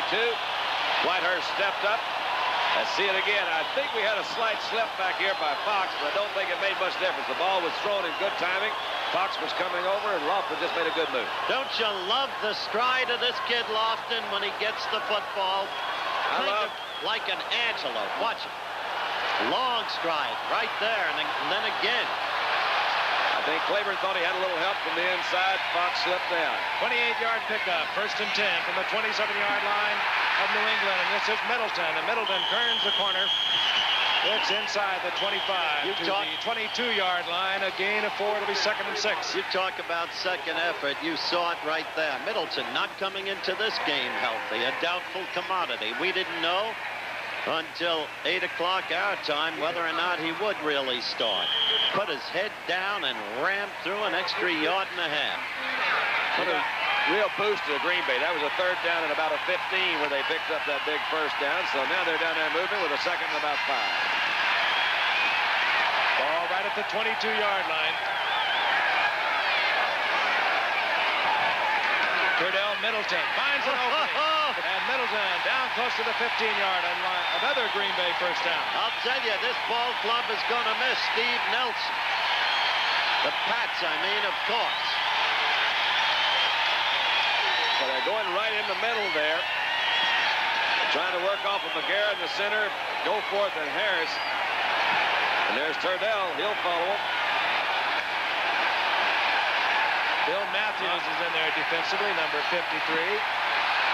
Steve King, number 52, for New England defensively. 1st and 10. Whitehurst has a man open. There it is. Thompson. Oh, Andra Thompson. Good beautifully. Andra Thompson leaving Mike Haynes a step behind, and Whitehurst right on target. That was a good offensive play. They had a little show from the offensive line as if it would be a run to this side. So the Pack, at least at the moment, as we look at it from the end zone, is back and ahead. They had trailed at 1.7 to nothing. If they convert, it'll be 14-7. Chester Marco on for the conversion. Well, I don't know how he got around him as slick as he did, but he made a quick move somehow. Wait a minute, Chester. And Marco flirting again with a misconversion, but he gets it through. So Green Bay has a 14-7 lead. 9:03 remaining in the 1st half. Look at it again. You see this slight move to the right side. Whitehurst sets up good, looks, and then comes back. And somehow Thompson had a step on him. And he's right there. They isolated him. So Thompson and Whitehurst team up. They put the Packers on top with 9:03 remaining in the 1st half, and we'll be back in a moment. Antifreeze, you never think about it, or how it has to protect somebody beside you, or what could happen without it. Stranded in freezing weather and no help for miles. Don't trust your luck. Don't trust the weather. Take out old, weak antifreeze now and put your trust in Prestone too. More people trust Prestone than all other brands combined. I've been worried about you. More people trust Prestone. And when you flush your cooling system, trust Prestone Super Flush. Now there's a way to type that gets your paperwork done right and done faster. No problem typing from Lanier. You want your work back error-free? No problem. Corrections are made here instead of on paper. Want to move a paragraph? No problem. Add or delete a sentence? No problem. Want your typing back sooner? No problem. Electronic typing from Lanier. Call your local Lanier office. The most important event in baseball beginning Tuesday night, October 9th, live at 8 Eastern. The World Series on ABC. And, of course, our ABC coverage of the World Series will begin in the ballpark of the American League champion next Tuesday night. Howard will be there. Don and Fran and I will be in Oakland on Monday night for Miami and Oakland. Here is Alan Clark, a rookie 10th-round draft pick out of northern Arizona. Been spectacular on special teams. Chester Marco, who has given us some weird kicks tonight, drills it downfield. Taken there by Rick Sanford, the rookie number 1 draft pick out of South Carolina. And Sanford bulls his way out close to the 25-yard line, where New England troubled by a scrappy, battling Green Bay Packer bunch tonight. Dandy, I'm afraid you are right. A preliminary report, and that's all we have, nothing definite. is that the injury is to Steve Nelson's head. Oh, well, I'm sorry I was right. Sanford brings it out to the 23-yard line. 8:53 now remaining in the first half. Sam Cunningham, single setback. Calhoun, 44, in the wingback slot, bottom of your picture. Cunningham gets the call. Hannah's out in front of it. Flag is down, and Cunningham goes out of bounds. Driven out of bounds at the 30-yard line. That's the lad who scored the touchdown on Britt Thompson. His 6th reception this far on the year, and a big one it was for Green Bay. Holding. Offense. Number 62. White Wheeler, the left tackle for New England, holding. They were trying to string that play out. Looked like Dwight just reached up and grabbed a jersey or something, trying to get around that corner. You know, I got a similar feeling tonight as I did last night. I mean, last week when we were in Cleveland. When this New England team opened this thing up, you thought maybe they could just run anywhere they wanted to. This thing has turned around a little bit now, and we've got ourselves a good ball game. We certainly do, and you can sense the tide at the moment going Green Bay's way steadily. First down and 20. I wonder how many of the viewers recognize the face of Bill Curry. And Green Bay has gone to the 3-4. They're short on defensive linemen. Picked off. It's Steve Luke. Stepped right in front of that pass. I don't know whether Grogan saw him. He had put it right in Luke's hands, and Green Bay will have a first and goal. Well, that's the young man I talked about, Steve Luke of Ohio State, the strong safety. The crowd is going crazy. And Ron Earhart is now a much more assured coach as we look at this from the end zone than he was the opening Monday night game of the year when he left Grogan in despite several adversities. This time he may not be loath to put in Matt Cavanaugh or Tom Owen. Well, it certainly has turned around. Son of a gun. That's a kid who led his team in unassisted tackles, is leading them again this year. And now Green Bay, out in the field, has indicated that they're calling timeout once again. That is the case. Green Bay, apparently, with some not in the game, they should have been, or otherwise, it's called timeout. We'll be back. General Motors does make a lot of cars, but a lot of people don't know that we are the biggest producer of diesel electric locomotives. My kids they call it the locomotive factory. John Schranz, locomotive tester. This is who we are and what we do at General Motors. We test the final product. When we start the locomotive up for the first time, it rumbles a little bit and it runs. It's just a great feeling. They call us the glory people, but it takes everybody to make a product. Everybody's got to be good, and they are. They are craftsmen in their own way. It's hard to explain. It is a relationship, man and his machine. That engine is probably the best engine in the world. We need the railroad industry. There's no two ways around it. We are part of it, and I think we do a heck of a job. General Motors. People building transportation to serve people. On ABC's Wide World of Sports, the World Speedway Motorcycle Championship. High-speed turns and no brakes. Saturday. That's the lad who made the interception. We've complimented him. He is a terrific ball player and one of the best one-on-one tacklers in football. First down, Green Bay. Steve Luke setting it up, picking off a Grogan pass. Look out, boy. Oh, boy. And Barty Smith pulls to the 5-yard line. Pick up a 5. Bill Matthews. And a stop for New England. You got to have a feeling they anticipated that blitz by New England that time. It looked like they were going to get Whitehurst. They had it set up going to the outside, flipped it out to Smith. Picked him up some good yardage.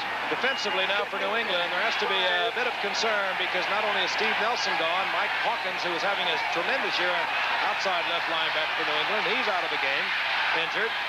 And we have Bill Matthews, number 52, or rather 53, and Steve King, 52 in there defensively now, linebacker. On second and goal. Flag is down, and Lofton catches the ball, but again, a flag is down. More than on that. I thought the official ruled that he was out of bounds. I think he did. Offside. Defense. Touchdown. No, wait a minute. I think he might have made an error. He made a mistake. A rather grievous one.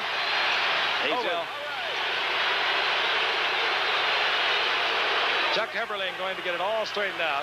Then he's going to tell us that he gave the wrong options, perhaps, to Green Bay. I guess he did. Now he's going to probably take the 5, or half the distance to the goal. Well, a lot of electricity, a lot of excitement up here. Now it's called right.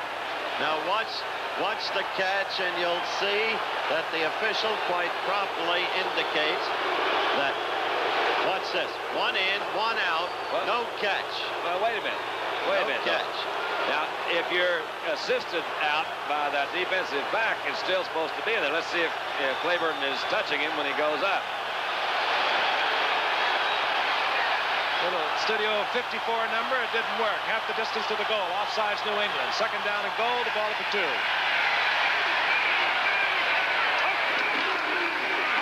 Turdell Middleton. Turn back. Richard Bishop popped Middleton, slowed him up, and the rest of the New England defense collapsed on him. It's one of those occasions where you think if you'd given it to the first guy through, he may have scored. He was trying to follow Smith that time. It looked like Smith did. So there's Ron Earhart, and suddenly the look is a troubled look, understandably. Meanwhile, word about Steve Nelson en route to the hospital. A moderate to severe concussion is the report. Middleton spun his way almost to the goal line. Third and goal. Touchdown. Middleton gets it in for Green Bay, and Green Bay extends their lead over the New England Patriots. What a surprise. Look at Bart. He's happy, isn't he? I'll bet you if they hadn't made it that time, they'd have gone for it again. And you saw Bart Starr. There is the young man who was so critical during that drive, playing himself a tremendous game and playing hurt. Chester Markle, who put the thrill back into the conversion tonight. He has. He's getting a little higher. He's aiming for the left upright.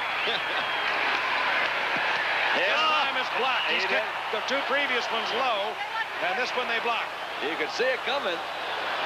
Oh, Bart's in late a minute. He didn't like that. All right, let's see what we can pick up on a touchdown there. Going left. Good lead block in there by Smith, but Turdell does most of it on his own. He hits Haynes' head up. Haynes couldn't quite do it. They're pretty stacked up in there. It's awfully hard. It was less than a yard to go. That's Tim Fox coming in, trying to pull in there. Okay, Turdell. I'll tell you, they went over the left side where Concar is absent tonight, and Tim Stokes is over there. He must have made some block. They just didn't let him penetrate, Frank. They held him in there a little bit, gave him just a little push across. I think when Smith came through first, he kind of unlodged that first little bit of line pressure. Turdell did the rest of it. You got to figure that New England will come back. They're just too good a football team to fall apart. But at the same time, they've got to get better quarterback, at least tonight. The kids have got their attention. Chester Markle to kick off. You had a quick look at number 35. Alan Clark, he's positioned at his 5-yard line, anticipating a deep kick. He gets a low line drive. Tries to one-hop it, bobbles it, and picked up there quickly. I don't believe by Musa Tatupu, and Tatupu out over the 15 to the 17. Look at Earhart shaking his head. He's going to give him some trouble out there. I'll guarantee you there's only 3 fumbles on that one kickoff. 20-7. The missed conversion or block conversion off this man, Chester Markle, could be a consideration later in the game. 7:07 remaining in the first half. Ball just inside the 17-yard line. Gogan puts Harold Jackson right. With setbacks, Calhoun 44, Cunningham 39. This is Calhoun, and Calhoun booms ahead to the 20-yard line for a gain of 3. It'll be 2nd and 7. Well, let's see if Grogan clams up. If he becomes afraid to throw, Don, and keeps the ball on the ground. Well, I don't think he will. I don't think he'd be afraid to throw. I really do think they came in, obviously, to throw against this team, and we pointed out they've got some weaknesses back in there. But for some reason, maybe he tried to do too much of it too quick. If he can get himself settled down a little bit with the rest of it, he'll pick it back up. Hit his first 4 passes in a row. On 2nd and 6. And Cunningham gets out of the 25. Short of a first down. It'll be 3rd down and 2. This is a team with the capacity to really chew up yards. They demolished the Jets 56-3. Beat a fine San Diego team. Tough game, 27-21. It was Timmy Fox who blocked the extra point, number 48. The 3 tight ends are in. Actually, Pete Brock, who wears number 58, he has to report to the officials when he comes in. He's in there with Hasselbeck and Francis. Calhoun gets the call. Calhoun gets the first down after the 33-yard line.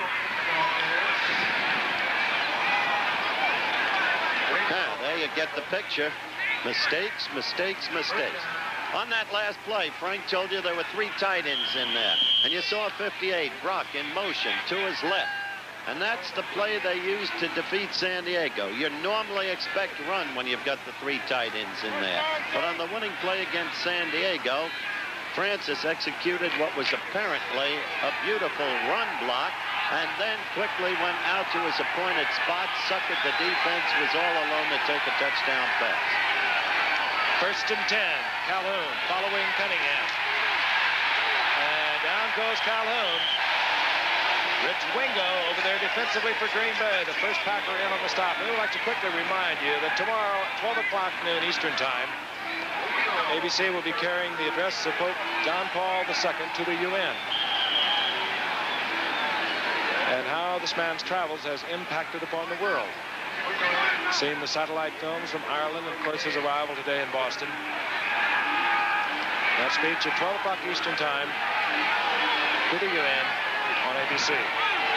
4:25, the clock is moving, remaining in the first half. 2nd down and 8 for New England. They're down 20-7. Grogan, and he's caught from behind right. Robert Barber. Well, I got it's about 3. It'll be 3rd down and 3. I got to tell you, Barber gets his shot at playing because Ezra Johnson, the great pass rusher and stabilizer of the Green Bay defense, is out, injured. That lad is from Grambling College, which you've heard about before, and that was tremendous pursuit for a man his size. It was good secondary coverage, too. They brought both the outside cornerbacks up to try to cover the short zones. The safeties go back to cover the deep zones. The linebackers drop. They had Francis well covered that time. He didn't have anybody open, and it was good pursuit. You're right. Ball marked at the 34, so it's actually 3rd down 4. Grogan in trouble. But if only a quarterback like Grogan can do, he turns it into a nifty gain. I think he's short. No, he gets the first down. Now, again, Rich Wingo's all over the field. Told you to watch that kid. He's been the talk of the camp. Hey, he came in when Michael Hunt was injured, jammed his neck. Rich Wingo came in and replaced Michael Hunt, and Michael Hunt cannot get back in there at middle linebacker, this 7th-round pick out of Alabama.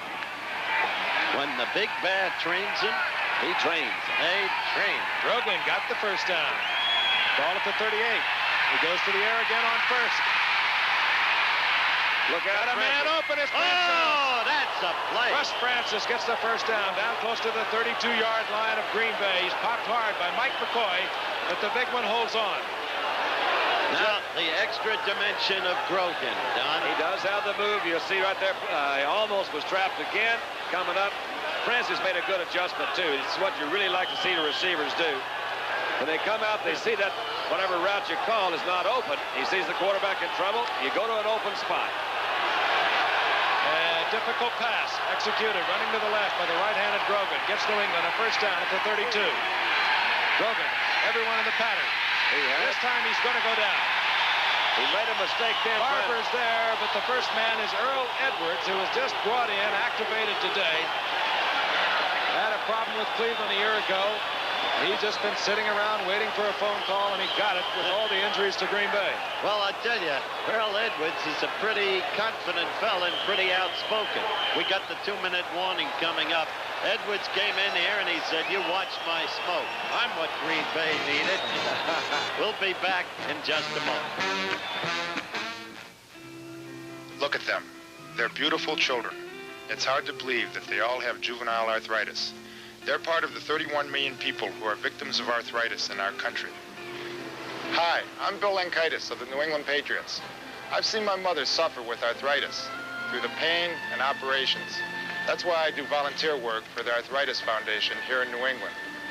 They receive funding from the United Way, and volunteers like myself make it possible for this agency to fight this disease. These are my daughters, Chrissy and Lori. They're healthy. They don't have arthritis, so I'm blessed. Each time I volunteer, I feel that I'm helping some child that isn't so lucky. You can help too by supporting your United Way and by being a volunteer. United Way works. Thanks to you, it works for all of us. The United Way, right?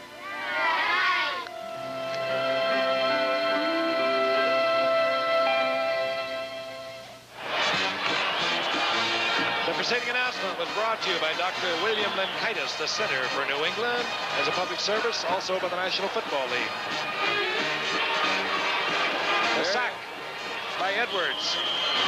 3-yard loss, second down 13 for New England. The ball at the 35-yard line of the Green Bay Packers, and the Patriots have 3 timeouts. Green Bay has 1. 2 minutes remaining in the first half. Green Bay 20, New England 7. Calhoun, inside handoff, finds an opening. Good time to have that call. It looked like New England had gone into a blitz. They popped it, and Calhoun moves inside the 20. They were moving something around, and then they had Edwards look like to me, Frank, on the nose. The 2 outside cornerbacks again were rolling up, and that was a good play. Second down in a long situation. Kind of a little cross block in there. They found a big hole. Had good block. Minute 30 left. Counting down. Jackson goes out to the right. Out to the left is Stanley Morgan. Grogan for Calhoun, incomplete. Testing out there defensively for Green Bay, number 53, Mike Douglas. Clock stop, 1:21. That's a man who never played professional football.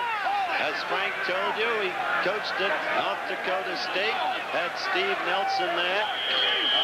Was a member of the Chuck Fairbanks staff. Tremendously popular man with his players. Second down, passing down in all probability for Grogan. The 2 outside receivers, Harold Jackson and Stanley Morgan, came in tonight. 15 receptions between them, but they had 6 touchdowns in those 6 receptions, or 15 receptions. They'll make a cornerback shake a little bit. Grogan, a lot of running room. He sure does. My God. Down close to the 6-yard line is Grogan, and you'll see a quick New England timeout because he could not get out of bounds. Russ Francis gives us the indication. The clock has 1:06. Highlights, of course, coming up at halftime, and boy, there was some. Looks like Oakland is back, Howard, for one. Well, right now, I want to tell you about the Oakland Raiders, whom you'll be seeing against Miami next Monday night. Yesterday at the Oakland Alameda County Coliseum.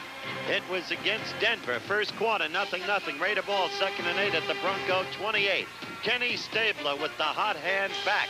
Hitting number 87, Dave Casper. Dave's first touchdown of the year. That made it 7-0. Fourth quarter action, 14-3 Oakland. Raiders ball, 1st and 10 at the 50. Stabler hitting the speedster Cliff Branch for 45 yards to the Bronco 5. That set up an Oakland field goal, 17-3. Fourth quarter, 17-3. 1st and 10, Denver 45. Ken Stabler to Dave Casper and a brilliant catch. And the Raiders rebounded to just crashed Denver 27-3. Repeat next Monday night. The Miami Dolphins against the Oakland Raiders. Be with us. Miami 4-1. Don Shula's got it all back together once again down there. He did until yesterday. The big zonk running. Reese coming back yesterday. First and goal. The ball inside the 7-yard line. Grogan. Francis. Touchdown. Oh, boy. Douglas trying to stay with him. He could not handle the big man. There's no way you can overextol the assets of this man, Russ Francis. He uses those arms and swats them away like flies. He is the practically all-world tight end. What an athlete. He had an option to run or throw. Not an unusual play down there in that situation. But you're right, Mike Douglas, the linebacker, bumped Francis to the line of scrimmage, bounced off a little too far, never could catch up with him. Oh, he did. He pounded Douglas backwards, and Douglas could not get back to defend. Here's John Smith now for the conversion. Keep in mind, Chester Markle's third conversion tonight after a couple of near misses. The third one was blocked.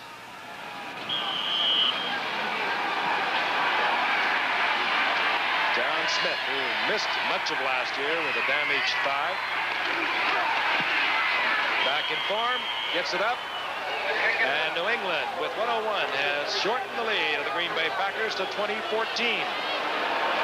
There was another major occurrence yesterday. It happened at the Silverdome in Pontiac, Michigan, Minnesota, Detroit. It was the first play of the second quarter.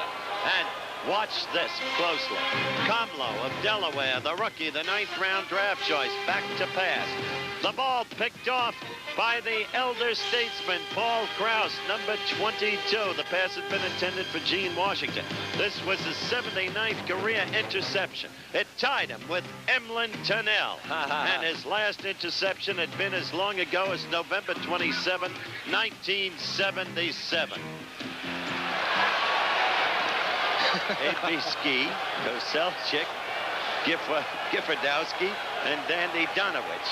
Well, that's all right. Our congratulations to Paul Krause. Oh, yeah. A long and distinguished career. Could be one that's going to hang there for a long time. No one is even close to as active today. Smith bobbles it along the ground. Steve Odom wrestles with it at the 9, comes up with it. And Odom down at the 20-yard line. Hustling down there. Don Hasselbeck comes in on short yardage situations. And we see a lot of him on special teams.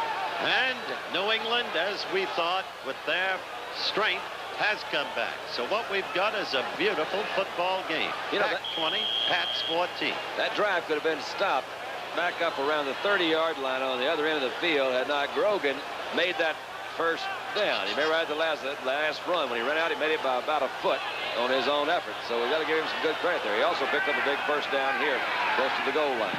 Green Bay has one timeout, so I think we'll see it on the ground. Well, we won't. Got him wide open. This is Thompson. Andre Thompson out of bounds at the 41. Stops the clock with 45 seconds. Ray Claiborne over there defensively for New England. They want field goal position, of course, because that blocked field goal against that blocked extra point against Markle could cost them heavily. I think you're right, Frank. I don't think the New England guys expected them to come out passing either. I think they thought they might try to run it on end till the halftime. Bart is really not playing it close to the vest tonight, even with all those injuries. He is trying a lot of things. A long lateral with a pass following that. Now trying to move the ball. What he doesn't want, though, is a turnover and have New England, with timeouts remaining, get their own field goal. Whitehurst. And it's Curtis McCray. And he went to the turf. But New England has the football. 37 seconds on the clock. And the Patriots have a couple of timeouts.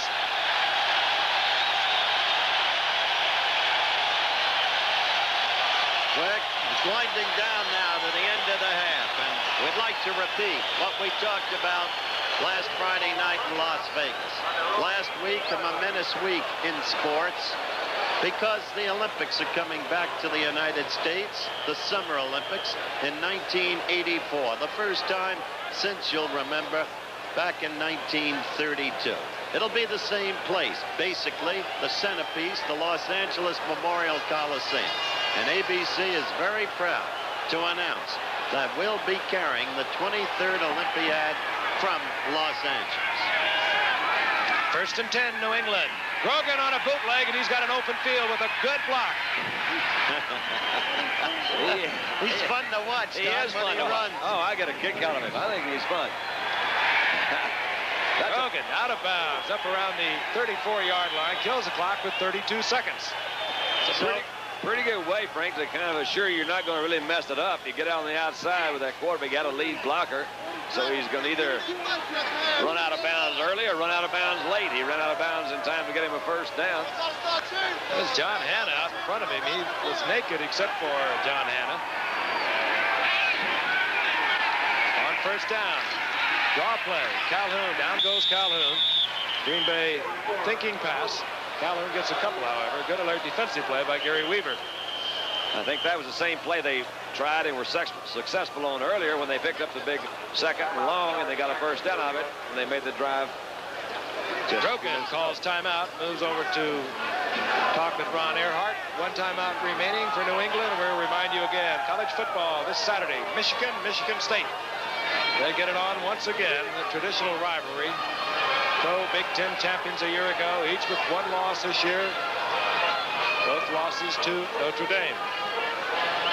1984, Frank. I wonder if they'll have you on the oars. But it'll be good to be back. The 19th Olympiad, Mexico City. The 20th Olympiad, Munich, West Germany. The 21st Olympiad, Montreal, Canada. And so the Summer Olympics will be back with the veterans of ABC. Lake Placid coming up in February of next year.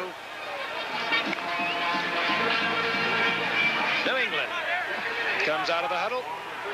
21 seconds remaining in the half. New England has one timeout. Packers leading 20-14. The ball at the 37-yard line of New England. Screen. Sam Cunningham. Wingo missed him. Boy, I'll tell you, what a guard that John Hanna is. He looked over his shoulder, saw that he could go downfield instead of fanning back for Cunningham. Kind of directed traffic, and Cunningham got another 7 or 8 yards out of it, and now they are threatening with 9 seconds remaining. Ball marked at about the 42-yard line, 43-yard line. Well, they got problems. No timeouts. Well set up play. You'll see Grogan looking to the right all the time. There's a little fake flip out to that side from the screen, and you're right.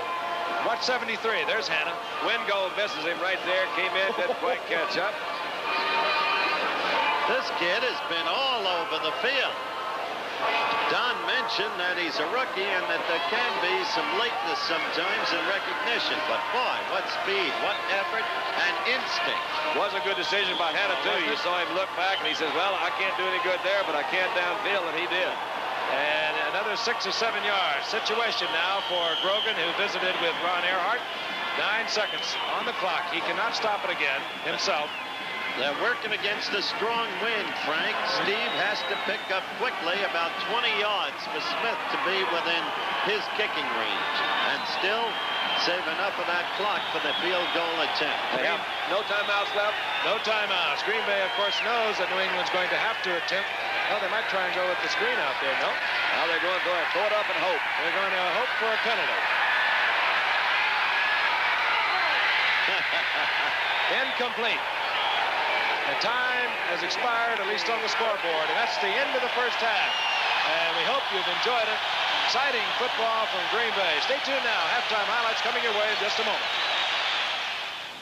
When an ordinary air filter gets really dirty, it can eat gas and kill your acceleration. Now, this is the Fram Extra Life. It's got a special outer filter which helps keep the inner filter clean, which means that the Fram lasts 50% longer than our ordinary single filter. 50% longer. Why not change your old filter for a new Fram Extra Life? Doesn't cost any more, but it can save a lot later. Fram and Autolite are Bendix companies. Buick introduces the 1980s Century sedan, our little limousine, a brand new Century filled with room, comfort, and elegance, powered by a responsive and efficient 3.8-liter V6 engine. A Century which by all appearances looks as though it should cost a small fortune, but which in truth does not. Where to, folks? Home, Jimmy. Right, Mom. Buick's new Century sedan, our little limousine. Just on happy days, Mom becomes a jailbird. I want to go home. Then, on Angie. I'm in love with my sister's husband. Boy, Ben. And on Three's Company, it's strip poker and Jack gets the royal blush. Then Louis makes his move for Elaine on Taxi. Tomorrow. Good evening. On TV 11's late news after the football game, we'll go live to Lambeau Field to get some comments from the fans. Join us tonight about 11:30. Looking for a good job that pays well for work well done? Kohler Company, a major manufacturer of plumbing products, needs good people to work evening and night shifts. Kohler, a good place to work and a good place to live. If you're looking for a job with stability and good wages, call Kohler Company between 8 a.m. and 5 p.m. weekdays at area code 414-457-4441. That's Kohler Company, area code 414-457-4441. Kohler Company, an equal opportunity employer. Freeze the Crowd, 6:30 weekdays on TV 11. This February, the 1980 Winter Olympics, exclusively on ABC. The men's downhill is the fastest, most dangerous alpine skiing event.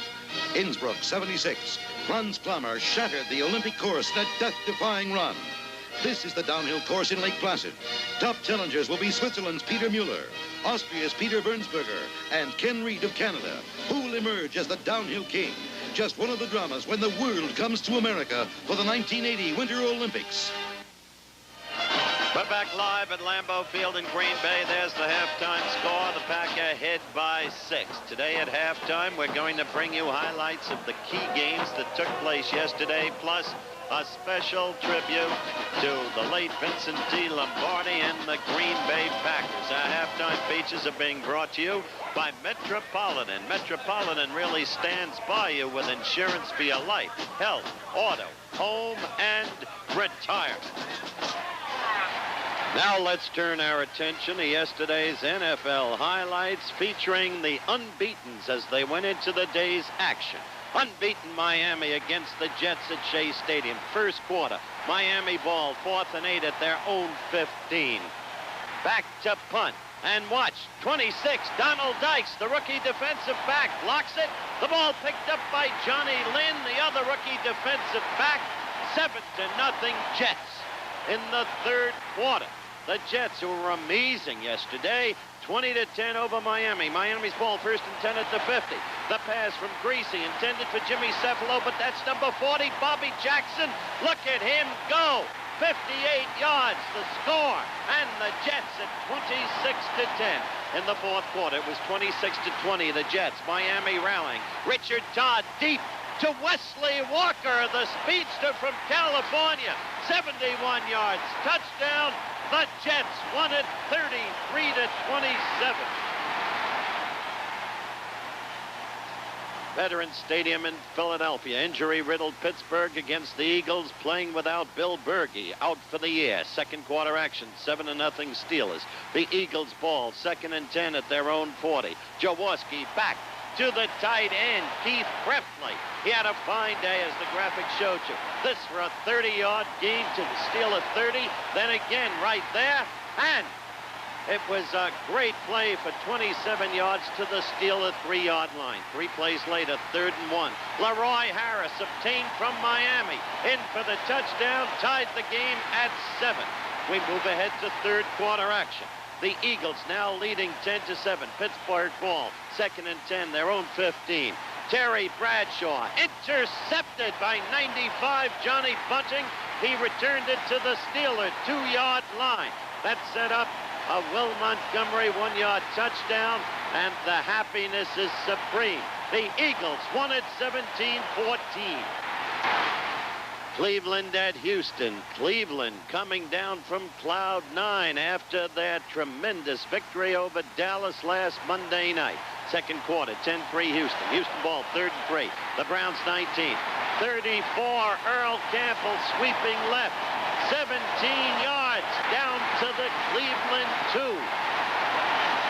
That young man is going to be, before his race is run, one of the greatest runners of all time. This was the next play. And there goes Earl Campbell, running right this time. In for the touchdown that made it 17-3 Houston. In the second quarter, with the score. Still 17-3 Houston. Cleveland's ball, 1st and 10, their own 26. Brian Sipe throws. It's intended for 85, Dave Logan, but picked off by 33, J.C. Wilson. All the way downfield, 34 yards the score. Houston 24, Cleveland 3, and the Oilers went on to win it 31-10. Cleveland no longer unbeaten. At Soldier Field in Chicago, Tampa Bay going into the game unbeaten. Action in the second quarter. Tampa Bay ball. 1st and 10 at the Tampa Bay 39. There goes the brilliant rookie Jerry Eckwood from Arkansas. He runs right all the way downfield. 61 yards. The longest run in Buck history. And that put Tampa Bay ahead 7-0 in the fourth quarter. Leading 10-6 was Tampa Bay. Chicago ball. 1st and 10, their own 35. Vince Evans, watch this, sets up a screen left. And there it is, to the great one, Walter Payton, number 34. And he pours it on. Give him an inch, he can take a mile. Watch this. Now he'll get down to the 5. And look at him leap in. Touchdown. The Bears moved ahead 13-10. But this Tampa Bay Buccaneer team, coached by John McKay, means business this year. Here's Doug Williams. Bucks ball, 3rd and 2, the Bears 8. He throws it to number 81. That'll be Isaac Higgins. In for the touchdown. The Bucks, the only unbeaten team. Fall is beginning to give way to winter in Green Bay. A little early, the temperature beginning to drop. It was raining during the course of the day as we look at the scoring sequence that took place in the first half. The Green Bay Packers, with a lot of injuries coming into tonight's game, a very youthful bunch on the field, befuddling the New England Patriots. The New England Patriots 3-1 in their young season. The Green Bay Packers 1-3 in their young season. Chester Markle will kick off. Will be kicking with the wind, and deep will be Alan Clark, a rookie 10th round pick out of Northern Arizona, 5'10", 186-pounder. Breezy night. Temperature is expected to drop into the 30s later tonight. Second half is underway. Markle adds more excitement. This is Don Westbrook, who drops the ball and comes back and gets it. And he is pounded down around the 15-yard line. Number 82 was Paul Kaufman down there, bobbled the ball, picked it up, and by that time, Kaufman was all over him. And I want to ask, do you think he's kicking off that way on purpose? Maybe they know something we don't know. Maybe there's a twist. Well, it might be. Yeah, maybe he's trying to kick it away from somebody. I really doubt it. Well, it was just a thought. I thought I'd just throw it out. Certainly effective. 1st and 10, New England, their own 15-yard line. The quarterback, Steve Grogan. Andy Johnson was hurt in the first quarter. He was the other starting setback along with Sam Cunningham. Cunningham is in there, number 39, and Don Calhoun, number 44. Wide receivers, 29. Earl Jackson, Stanley Morgan, 86. The tight end, Russ Francis, 81. This is Calhoun on 1st down. Runs into a fired-up Packer defense. He gets a couple. It'll be 2nd down and 8. They're a sky-high club. You can see it the way they hit on the kickoff. Defensively for Green Bay, it'll be Barber, number 70. Charles Johnson, the rookie from Maryland, number 99. Number 75, Carl Barzalauskas, number 75. And Mike Butler, number 77.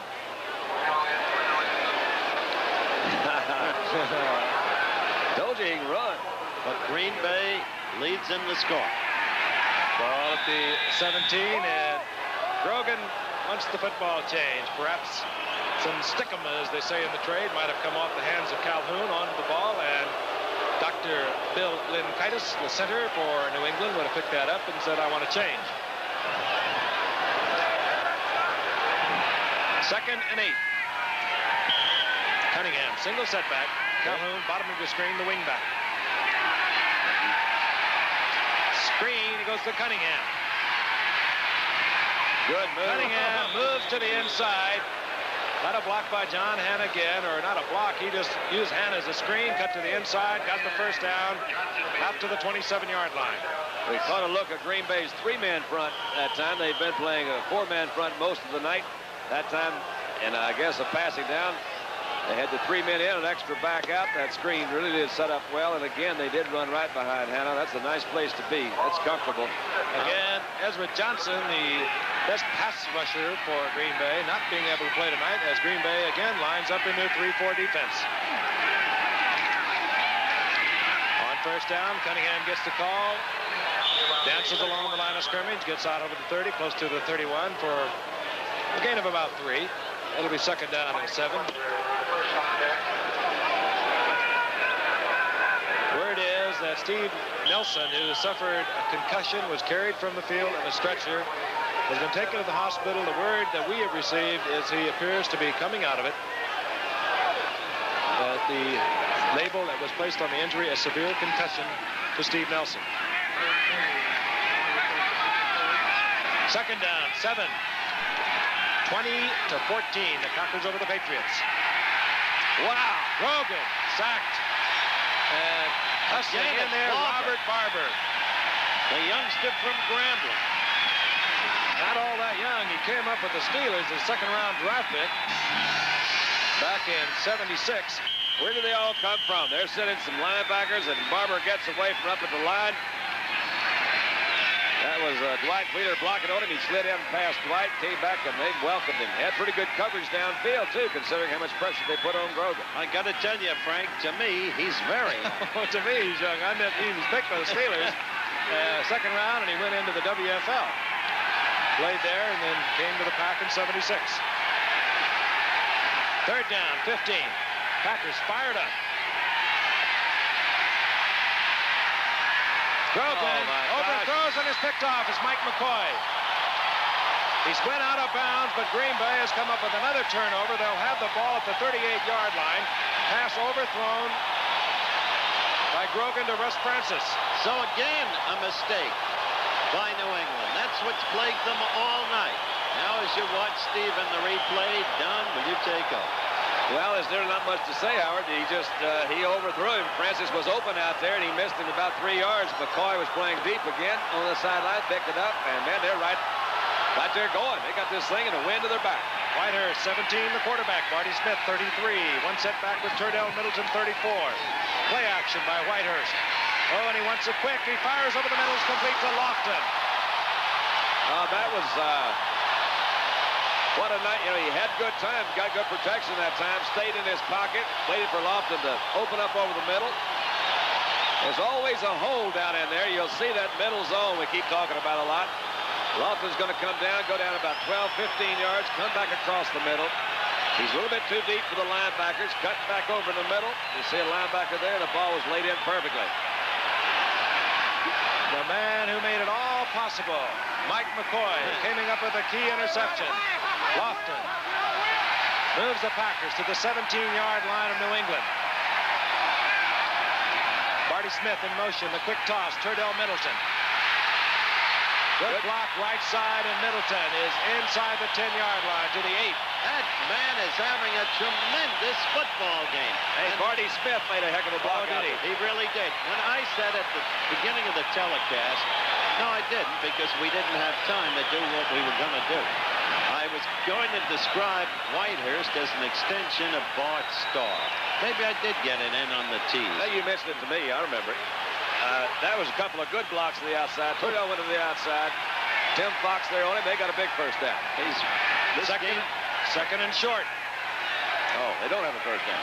They do have a first down. Now they have the first down. First and goal inside the 5-yard line. Barty Smith, 6'4", 230-pounder. What were you saying, Howard? I was saying that he is running this game Bart Starr's way. Frank and I were talking with one of the Packer officials before the game, just moments before. He was talking about how Bert is calling his own signals and how much he's growing in confidence and poise. Isn't that right? Well, he's not calling his own signals. They're sending him in. He said he lets them in sometimes. Well, I think so. Well, he can change it off anytime he wants. He can overrule the call that comes in. First and goal.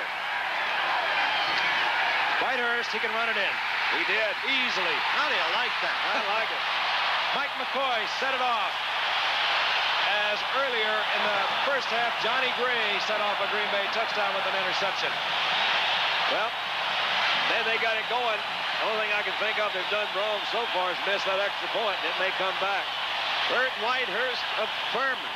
Watch him. We saw him in his first start for Green Bay in a Monday night game against Washington. Green Bay lost then 10-9. Right now, he's got the Pack ahead 26-14 over one of the powerhouse teams of the league. Chester Markle. This time he gets it up. He gets it through. And the Pack is out in front of the New England Patriots 27-14. We'll be back in just a moment. Hi, Mom. How are you? Gentlemen, tonight we're brought together here by two teams we all love. Good food and light beer from Miller. I want to take this opportunity myself to tell you. I tell you, I don't get no respect. Gaston, je dis saignant. Si elle est pas saignante, sounds good, but what is it? Meatloaf sandwich and a light. Gentlemen, as we all know and appreciate, light has 1/3 less calories than a regular beer, and it's less filling. But the best thing is it tastes great. Less filling. Gentlemen. Hey, Deacon, pass the roll. Hey, Charlie, that's my beer. No, this is by your broccoli. This is my broccoli. That's my beer. What's wrong with you guys? Hey, Bubba, you want the peas? Ooh. Hey, you gonna eat all that? Just showing off. Gentlemen, in closing, I'd like to think I speak for all of us when I say if it wasn't for light, I wouldn't be where I am today. Hey, you're profound. Light beer from Miller. Everything you always wanted in a beer, and less. On NCAA college football, one of the biggest rivalries, the Michigan Wolverines battle the Spartans of Michigan State Saturday on ABC. That classic, of course, a sellout every year since 1948. Our producer, Dennis Lewin, says, no problem, Michigan State all the way. Alumnus, of course. All right. The kids at Green Bay are testing the New England Patriots. Markle tries to, apparently, what he might be trying to do, Don, is to keep it away from Alan Clark. I think he is. I really think, and I know he can kick better than he's been kicking. He's been kicking those little chip shots out there. That time he just drilled it over him, but he does have the wind to his back. And they started moving up a little bit. So he now got him on the 20-yard line again. And for New England, the test of a really solid team, a championship team. They're down 27-14. They are an explosive team. If you recall earlier, they beat the Jets 56-3. Grogan, 5 touchdown passes in that one. They can really explode. They have a lot of time. 9:46 remaining in the third quarter. And they have all the weapons. But they are being fought to a standstill tonight by a fired-up bunch of Packers. Screen, Cunningham, Hannah's out front. And Cunningham runs into Mike Douglas. Down he goes after a gain of 9. It'll be 2nd and 1. Charlie Johnson was helping over there, the rookie defensive tackle for Green Bay. Sam was looking one way, got hit the other. I watched Sam. I wonder who taught whom. He was Lynn Swan's roommate at USC. Lynn Kitus got a good block that time on that rookie middle linebacker we've been talking about, Wingo, and he may have hurt a leg a little bit. I saw him get up and limp off. We'll keep an eye on him and see if he can still move. 2nd and short. Cunningham gets the call, doesn't like it inside, steps to the outside, gets the first down at the 32-yard line. This is, I'm sure, what Ron Earhart has talked to Steve Grogan about. Take them back out there, get them settled down. We can do it. We've got all the weapons. Grogan, of course, this year calling his plays for the first time. It's been an exasperating night for Grogan. It's been wonderful running the football, erratic passing. Oh, yes. Calhoun. Wing reverse, and Calhoun out of the 35 to the 36. That big Sam Adams out there in front of him, but they closed on that one pretty slick. They didn't get much out of it. Looked like it was going to be a pretty good game there for a while, and Calhoun may be hurt. Calhoun is shaken up. Andy Johnson is already out of the game. Calhoun grabbing his calf. Mike Douglas is over there defensively for Green Bay, and yeah, I think Calhoun is going to depart. This is all that Ron Earhart needs. Johnson out, the knee hurt. Field is a little wet. Now, that could be a muscle cramp. I just can't say, but the field is a little wet. It was raining when they took the tarp off, drizzling, if you will. You know, it was kind of interesting because we stayed in the hotel where the Patriots were staying, and several of the guys were concerned about sudden dip in the weather, but they're used to cold weather. I just don't think they're ready to go do it right now. They have not had any real cold weather so far this year, but I heard 4 or 5 of them say, gosh, I hope it doesn't get too cold tonight. And I believe you're right, Frank. It looks like that is cramped. You get a soft field like this, you can come up with muscle cramps quite quickly. We'll check on it later. Well, they're healthy little girls from Green Bay. Football crazy town. Really is. When you come into the airport, they don't wait long to let you know that you're in Packer land. That's the big sign of the airport. Welcome to the Green Bay, home of the Green Bay Packers. This club is owned, isn't it, by the members of this city? Well, it's owned really by owners all over the state. Yeah. From Ashland to Sheboygan, from Oshkosh to Madison, you will find owners of the Green Bay Packers. And spots in between. Purely non-profit corporation it is. Alan Clark is in there. You see him on special teams running back the kickoffs. He's 5'10", 186-pound rookie out of northern Arizona. Calhoun walked off like he might be able to come back. Grogan on 2nd down and 8. Francis has the first down and more. Down close to the 45-yard line is Russ Francis. It's really a privilege to watch that man play. I really love this offensive play. It's a slight roll to the left. You're going to get a lot of movement out of the linebackers moving this way. He stops, turns back. It gives Francis just a little bit more room to work there in the middle. He was wide open. They don't bother him too much off the line. That arm goes out, rushes him off. Green Bay staying in the 3-4. Robert Barber, Charles Johnson, Carl Barzalauskas. That's your down 3 men. Old Barzo. An unusual defense for the Packers, forced into it because of injuries. On 1st and 10, Cunningham. And New England beginning to exploit that defense that the Packers cannot be used to playing. Cunningham to the 39-yard line, gain of 6. It'll be 2nd and 4. Muscle cramps for Calhoun. He will return. Hawkins, we get word. Rib injury, nothing serious. He went to the hospital. Andy Johnson, still no word on whether or not he suffered cartilage damage. 6:55 on the clock remaining in the 3rd quarter. It's the Packers 27, the Patriots 14. The ball at the 39-yard line of Green Bay. New England began this drive at their 20. Grogan, sacked. Robert Barber, also hustling in there was Mike Butler. Butler, normally with Ezra Johnson, one of the 2 key pass rushers. Butler made Grogan pull up, and Barber was there for the sack. No one went with that little play fake that they had. You'll see them, they get him high and get him low. Could have been a fumble right there. Barber, again, came in from the inside. Having a rather good evening, isn't he? Yes, he is. They keep popping up with the big play, the interception. Mike McCoy here in the 2nd half. Key interception. Johnny Gray in the 1st half, both leading to scores. And now New England back into a 3rd and 12. The ball at the 46-yard line of Green Bay. Evidence of New England mistakes. Safety blitz that time. They really coming at him. And Earl Edwards was there also. This is kind of what we expected off of this 3-man front, according to the information we got from the coaches. Luke again is in there. Mike Douglas and Steve Luke all over Grogan. A lot of heroes developing as you watch again. See the 3-man front. That's Jim Grano. And there is Steve Luke. What a hitter. First punt of the night for New England. It's Eddie Hare. To Steve Odom. And Odom hustles and scrambles out to close to the 30-yard line. Pete Brock down there defensively for New England. Timeout, and we'll be back in a moment. This is the 1980 Buick Skylark. I like the room for 5, although I don't always carry that many. I like the front-wheel drive, too, even though it doesn't rain or snow that much around here. And the good mileage is certainly appreciated, especially right now. But you know what really makes a Skylark just perfect for me? I've got one. Buick Skylark. It just might be the perfect car for you. Now there's a way to type that gets your paperwork done right and done faster. No problem typing from Lanier. You want your work back error-free? No problem.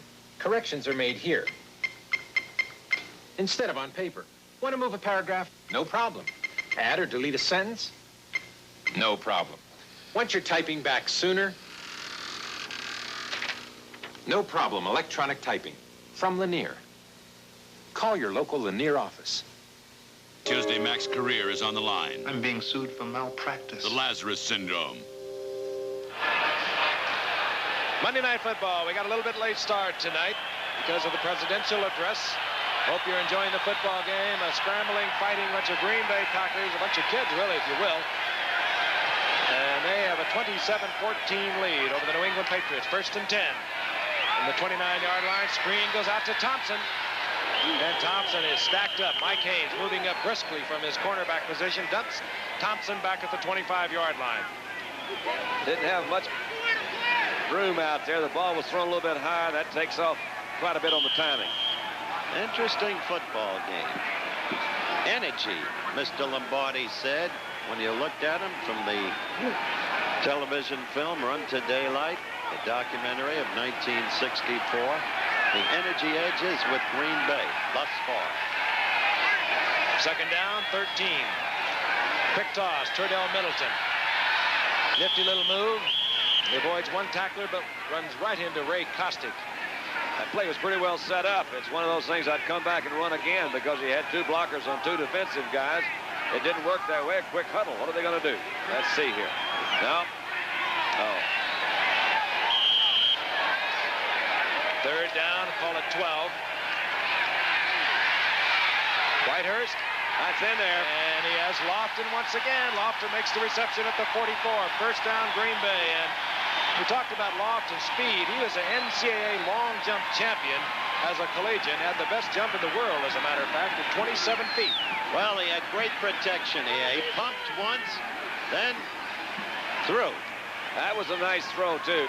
Lofton, I guess, is utilizing speed to get Claiborne to come back to the outside. And that's that throw back to the over that sideline route to come back. Good throw by Whitehurst. Good move by Lofton. Good timing between them. 3 receptions, 68 yards. Ball to Tullis in now. Lofton gets a breather. 1st and 10. Or Andre Thompson comes out. Here comes Middleton. Got some running room. Wow. Middleton powers to midfield for a gain of about 7 yards. Up into there by Claiborne and hit hard, but Middleton pops up. He has a way of picking up that extra yard and a half, sometimes even 2, upon being hit. That's energy. 2nd down, a long 3. The ball just into New England territory. Green Bay now also using time on the clock. 4:25 remaining in the 3rd quarter. Crowd, noisy, partisan group. Whitehurst wants them to quiet down. Hand off goes to Barty Smith, and Smith is stacked up. It'll be 3rd down and 2. Smith just inside the 49-yard line.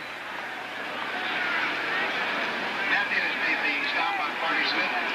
Getting down to 4 minutes left in the 3rd quarter. Well, big play for Green Bay right now. They can keep this drive alive. If they could get in and get rid of the onus put on them by a misconversion, it would help considerably.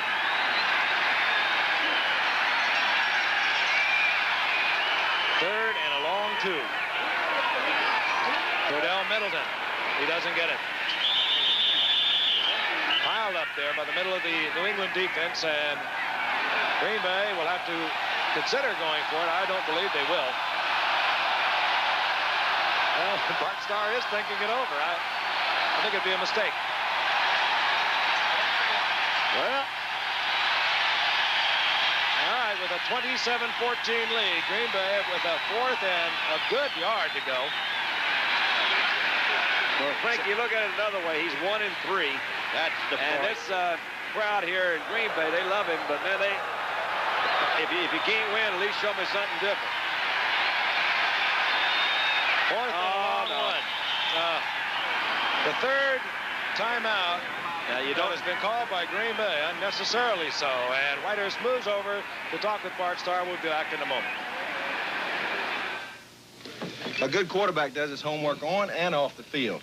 That's probably why the 3 of us are all drinking light beer from Miller. See, light's got a 1/3 less calories than the regular beer, and it's less filling. Plus, it tastes great. And you know it's important to have a command of facts like that. It's mental discipline, really. You're darn right. Because if you know every position every option, every formation, you'll never get your signals crossed. Hey, that's my beer, Terry. Oh, no, this is... Yeah, No, wait a minute. Light beer from Miller. Everything you always wanted in a beer, and less. Feel my label. I love football, and I love relaxing. Because for me, relaxing always includes Skoal, the smokeless tobacco. Just a pinch between my cheek and gum gives me great tobacco taste without lighting up. Got the sea, the breeze, got my Skoal. Nothing's gonna make me move. Think I'll play some touch. Skoal, brother. Try going smokeless. A pinch is all it takes. The most important event in baseball beginning Tuesday night, October 9th, live at 8 Eastern. The World Series on ABC. Something you don't see too often, he called timeout. Here may be one of the reasons, because written on his wrist, you'll see he has a list of his automatics and switch-offs. He says, wait a minute, that one ain't there. Now, I'm going to go call off and talk to the coach. What they do is Bart calls the play, and then Zeke Rudkowski, now there's a guy for you, man. He's right there. He may be calling the plays. Who knows? I know they do it with hand You wiggles. remember a man named Matties? Yes, I do. Number 41. Key down for Green Bay. Fourth, a long yard to go. The ball inside the 48-yard line, and they're going to go with a 27-14 lead. I think they lost something by calling that timeout. We'll see here in a minute. Not wide. They didn't make it. They did not make it. I even wonder what kind of call that is to go to the outside. Go outside in a situation like that. Well, You've got to go to the shortest point. We sure got something to pick on him about now, haven't we? We sure do. Now, by golly, he shouldn't have done that. What a momentum swing you can have with that. New England is going to have first down, the ball at their own 47-yard line. And we'll be returning to Green Bay in just a moment. At the 1904 World's Fair, Harvey Firestone received a gold medal for his tire. But to Harvey, the real proof that he was building a good tire was people were buying it. Just about every car on the fairground was riding on Firestone. Today, the Firestone 721 is being proved the same way. American drivers have bought over 20 million 721s. You know, Harvey always said, give people a good product, and they'll buy it. When choosing between the phone and a business letter, remember, the letter is loaded with hidden costs. I see you. There's dictating time, typing time, filing costs, materials, even mailing costs. Sorting, sealing, stamping, and postage. To reduce those costs, don't reach for a stamp. Reach for the telephone. The phone's a better buy than the business letter. On ABC's Wide World of Sports, another look at special dazzling performances by world champions and other top international stars. Saturday. Plus, you'll be seeing these events and another look at Sugar Ray's stunning victory on the same night of the home shavers fight. Green Bay fails on fourth down. New England has the football, their own 47-yard line. Don Calhoun back in the lineup, number 44. Remember, he left with the cramps. He's back. 2:50 remaining in the third quarter. Calhoun gets the call, finds a big opening. Calhoun down to the 46-yard line of Green Bay. There was no looking at the cuff then. Grogan does not wear it. I mentioned Matty, Tom Matty earlier, number 41, as Don remembered. You'll remember when he was rushed into the breach suddenly as a quarterback for Baltimore with plays written on the cuff. I remember it well. Gain of 7 by Calhoun, second down and 3. Cunningham gets the call, finds an opening, shakes the tackle, gets the first down at the 40-yard line. Well, they were screaming for Bart to go for it. After that timeout, the momentum may have been broken. They went for it. They oddly called an outside play. They didn't get it, and that may have turned the corner and the momentum for the Pats. 1:50, the clock is moving here in Green Bay. The Packers 27, the Patriots 14. Harold Jackson splits wide to the right. Stanley Morgan, speedy wide receiver to the left. Calhoun gets the call, and he gets inside the 40. Gain of a yard and a half. Very little. Second and long. Mike Douglas, Gary Weaver in on the stop for Green Bay. Jim Gano Mike Douglas, Rich Wingo, Gary Weaver. The 4 linebackers in Green Bay's 3-4 that they've had to adopt tonight because of the injuries to their down linemen. They're in it right now. Barber, Johnson, Barzilewskis are the down men. Second, a long 8. Grogan, Morgan, and Morgan is hit by Johnny Gray. Never had possession, incomplete. Look at them. Why are they high? That Green Bay secondary is doing a job tonight between Gray and Luke in particular. They certainly seem to be fond of one another, too. I like that. This is a toughie, man. Morgan comes down, and he's got his eye on that ball. That was a heck of a shot in there by Johnny Gray, number 24. He also had Harold Jackson on a similar route to the other side. Harold was also equally as open as was Morgan. There was a time when that kind of Green Bay secondary hitting was commonplace as you look at Johnny Gray. 24 was Willie Wood, 21 was Bobby Jeter, 26 was Herb Addison, and 49 was Tommy Brown. Third down, long 8. Out goes Morgan, in comes Don Westbrook, offensively for New England. Grogan slips. He has a lot of room, but he knows it's not enough, and he throws for Francis, incomplete. He went over the line of scrimmage, too, I think. Flag is down. I think they're going to call him for over the line of scrimmage, Frank. I'm not sure. He was very close. Francis was open the whole time. It's difficult. All the time. When a quarterback tucks the ball down and thinks he's going to run, his mind kind of shifts off of that pattern. Well, that's what it was. Crossed the line of scrimmage, lost it down. They've really made some sloppy mistakes tonight. They did. They failed to capitalize. They're having quarterback problems. Francis lined up that time as a wide receiver. And he was free all the way, as you said, Don. Particularly in the latter part of that route. They had him early, but he kept moving. And when Grogan pulled it down to run, you see from there on, there's nobody else really right there. Close. Yeah. Costly penalty. Loss of down and the penalty moves the ball back to the 49-yard line. It's 4th down. Eddie Hare comes in, his second punt of the night. And he is kicking into a pretty good wind, Frank. That thing is right in his face. Steve Odom. There he is, number 84, lined up at Green Bay's 15. Hare has changed his stance from his number of steps that he takes on his punts. Well, he took a 3-stepper that time, and it's off the side of his foot. Kicked it sideways. He's been getting one of those a game, and it's really been affecting his average. In Green Bay is going to have position at their own 27-yard line. It's going to affect his job security if he keeps on doing it. Very sloppy play by the New England Patriots. Well, I'd say the Pack dodged a silver bullet there, didn't they? 42 seconds remaining in the third quarter. New England tonight coming in with a 3-1 mark. Miami is ahead of them in the Eastern Division of the AFC. Miami is 4-1. We'll see them next Monday night against Oakland. 1st and 10, Green Bay. Whitehurst, Kaufman. Whitehurst pretty cool back there, Don. I'll tell you, he had a crowd around him. Yeah, he's really kind of leveled it out, it seems like, as the game's gone on. I felt he was a little bit nervous in the opening stages of the game. He seems to be, that's Thompson, you see, bringing a play in from the sideline. So I guess they do vary how they get that play in there. I like the fact they threw on 1st down, not sitting on anything. 12 seconds left in the quarter. Gift. 2nd and 5. Middleton, open field, good move. Good move. Cordell Middleton close to midfield to the 49-yard line. 1st down, Green Bay. Finally saved there by Ray Claiborne, and Cordell Middleton put some fine moves on some grasping New England Patriots. As Timmy Fox, that came up to get him. You'll see it now. Big hole in there. I think they expected a play there with the outside. Fox missed it.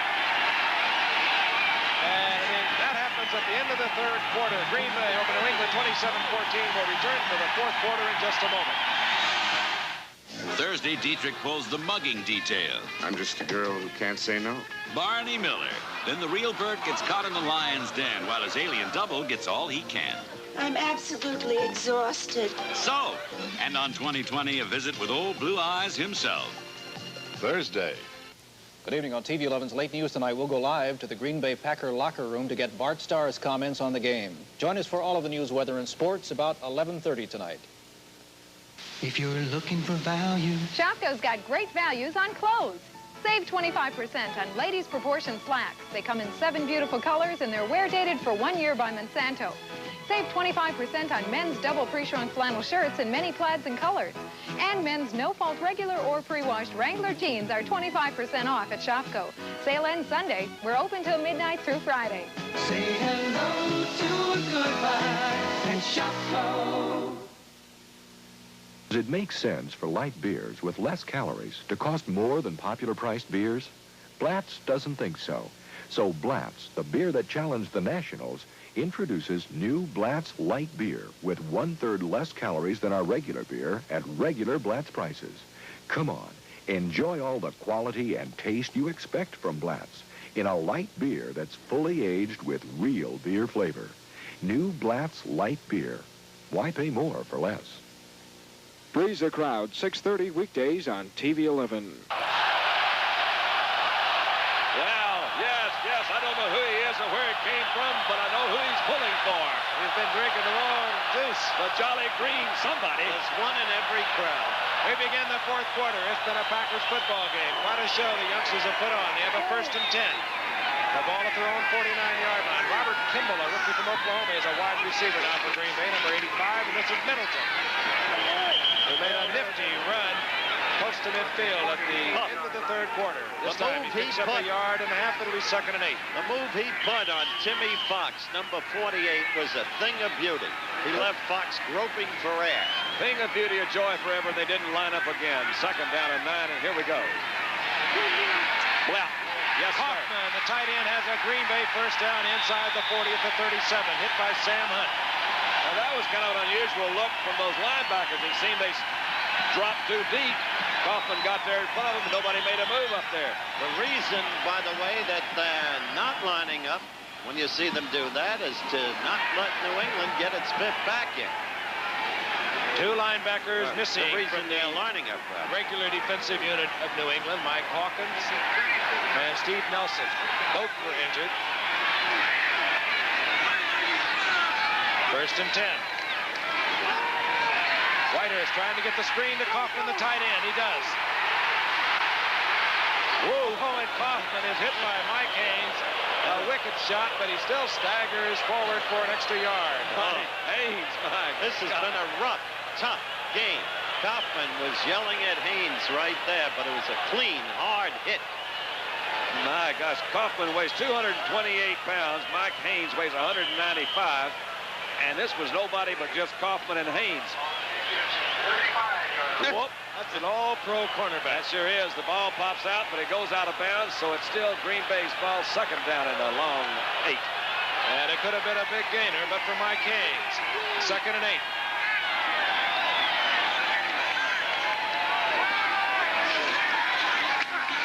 Curdell Middleton. Look at that kid. Nifty moves, and he turns the loss into a big gainer, close to a 1st down to the 28-yard line. Oh, they really should have had him. Lunsford and Schultz both were 5 yards deep. Somehow he eluded them and picked up a big gain. You never can practice too much, Chester. Especially when you aim for the left upright. Just keep on kicking that ball. Ron Earhart. Wondering where the troops have gone tonight. 3rd and 1, maybe less than 1.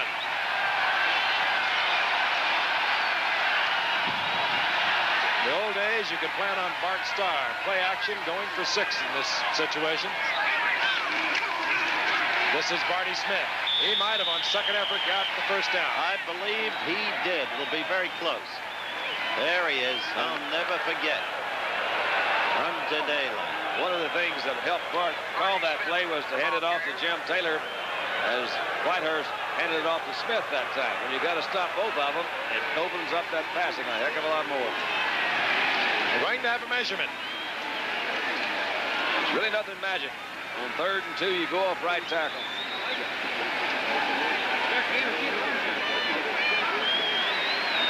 And you pick up a 1st down. I didn't have to tell you.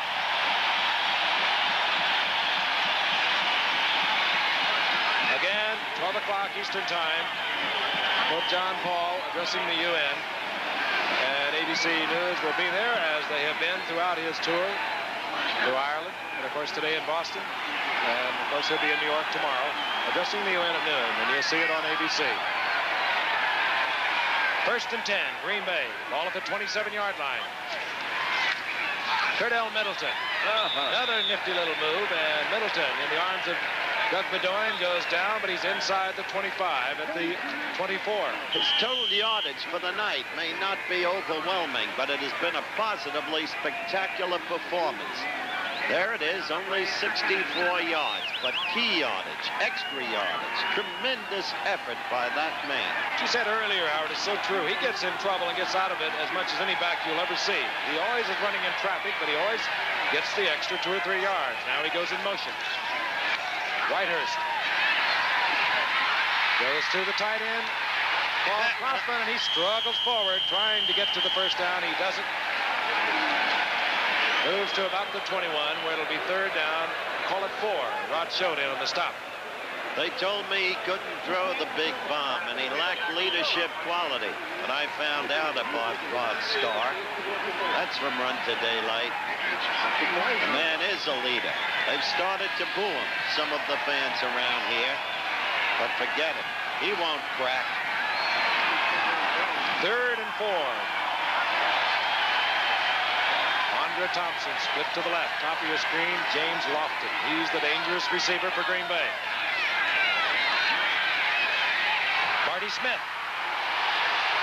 tries to struggle to the first down. He doesn't get there. He's at the 20-yard line. It'll be 4th down. Chester. All right. It's going to be kind of a shaky one for Chester, because we've mentioned a couple of times tonight he is kicking right into the wind. It's almost straight into it, but I think now we've got a little crosswind. So Chester, use your best hook shot, fella. Coming into tonight, 2 of 3 on the year, a 28-yarder, a 38-yarder. At Hillsdale College, he set a NAIA record with a 62-yard field goal, so he's got a lot of foot. 38-yard attempt. They call timeout. Gonna let him think about it. Green. Well, it is. New England has called timeout. And we have 11:08 remaining in this football game. Chester Markle will have some time to think about it, and we'll be returning in a moment. Now, the best Zenith ever, System 3, is even better. Even better. The sharpest Zenith picture ever. Sharpest picture. An all-modular chassis designed to be the most reliable Zenith ever. Most reliable. And now, better sound. 4 speakers, audio jacks, even an audio control center. Better sound. Zenith System 3. System 3. Now, even better. There's a notion afoot that the boxier your car is, the more sense it makes. Now, it seems like Buick and a whole lot of Regal owners disagree. Instead of making the Regal look like a European jogging shoe, they made it crisp and clean. Instead of making it austere, they made it luxurious. And instead of underpowering it, they gave it an efficient V6 engine. Buick Regal. Proof that intelligence doesn't always come in a box. Regal, when a car looks this good, it's nice to know it is this good. A look at the knockout victories last Friday by Sugar Ray Leonard and WBC heavyweight champion Larry Holmes, Saturday on ABC's Wide World of Sports. We're back in Green Bay. 4th down for the Packers, leading 27-14. Chester Markle is on the field. He's had time to think about a 38-yard attempt. The holder is David Beverly, the punter. Well within Markle's range. Keep in mind there is a gusting wind. Fake. Beverly. Tried to go back to Markle. Incomplete. I tell you, Bart's trying everything. Yeah. You know, we were sitting here in that timeout saying that. Well, anyway, we should have said it on the air. Markle says, right, was I open? He was open. Who did that? The Denver Broncos did it against Oakland. Jim Turner scoring. Well, they did have it covered over on the right side pretty well. And he just threw one of those wobblers. Frank, look at Markle, his disgust with the Packers. Frank, the Denver Broncos did it against the Rams on our Thursday night game, and they threw to Jim Turner, which was the wrong man to throw to. On 1st and 10. Grogan. Fires. Cunningham. And Cunningham has a New England first down out close to the 34-yard line. Grogan drifted way back, had a lot of time. Cunningham laid on a block and then just drifted into the pattern. He was there. Well, you still have to figure that New England can come back because they're so explosive. They've got so much talent. But passing, they have the wind in this quarter. The erraticisms of Grogan have held them back. He gives you something, and then he takes it away. He bends, but he doesn't break.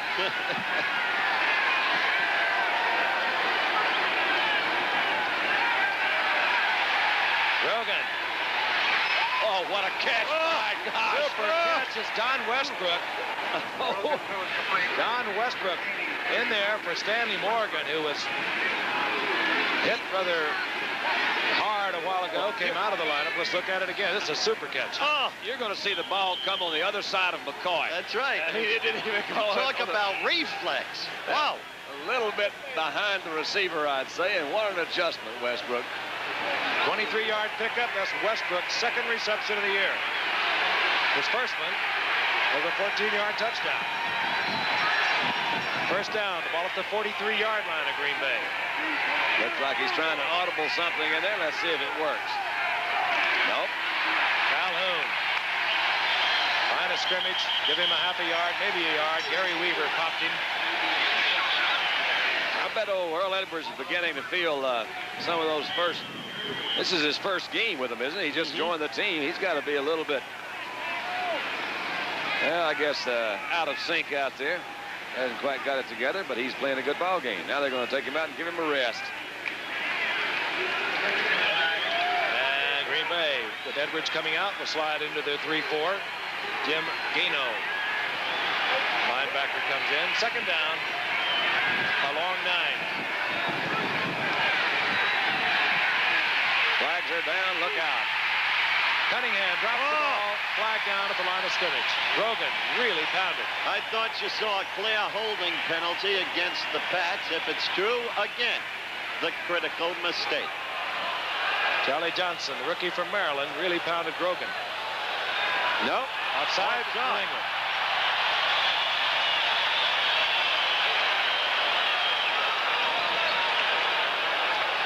Well, they're doing a remarkably good job defensing New England, I'd say. They're a powerhouse team, one of the top teams in football, maybe the top team in the AFC in total yardage. What do we have? Offside. Offense. Number 81. Oh. Refused. Third down. That's what keeps him from being all-world. He said he was nearly all-world. Sometimes he goes offsides. Ray Jarvis comes in, number 87. He was acquired when Carlos Pennywell hurt his ankle. He's been around a little bit. Don, nobody's worked with Ray Barry, now New England's coach up at Detroit. He wears number 87. He's in there on a passing down. Third down and 9.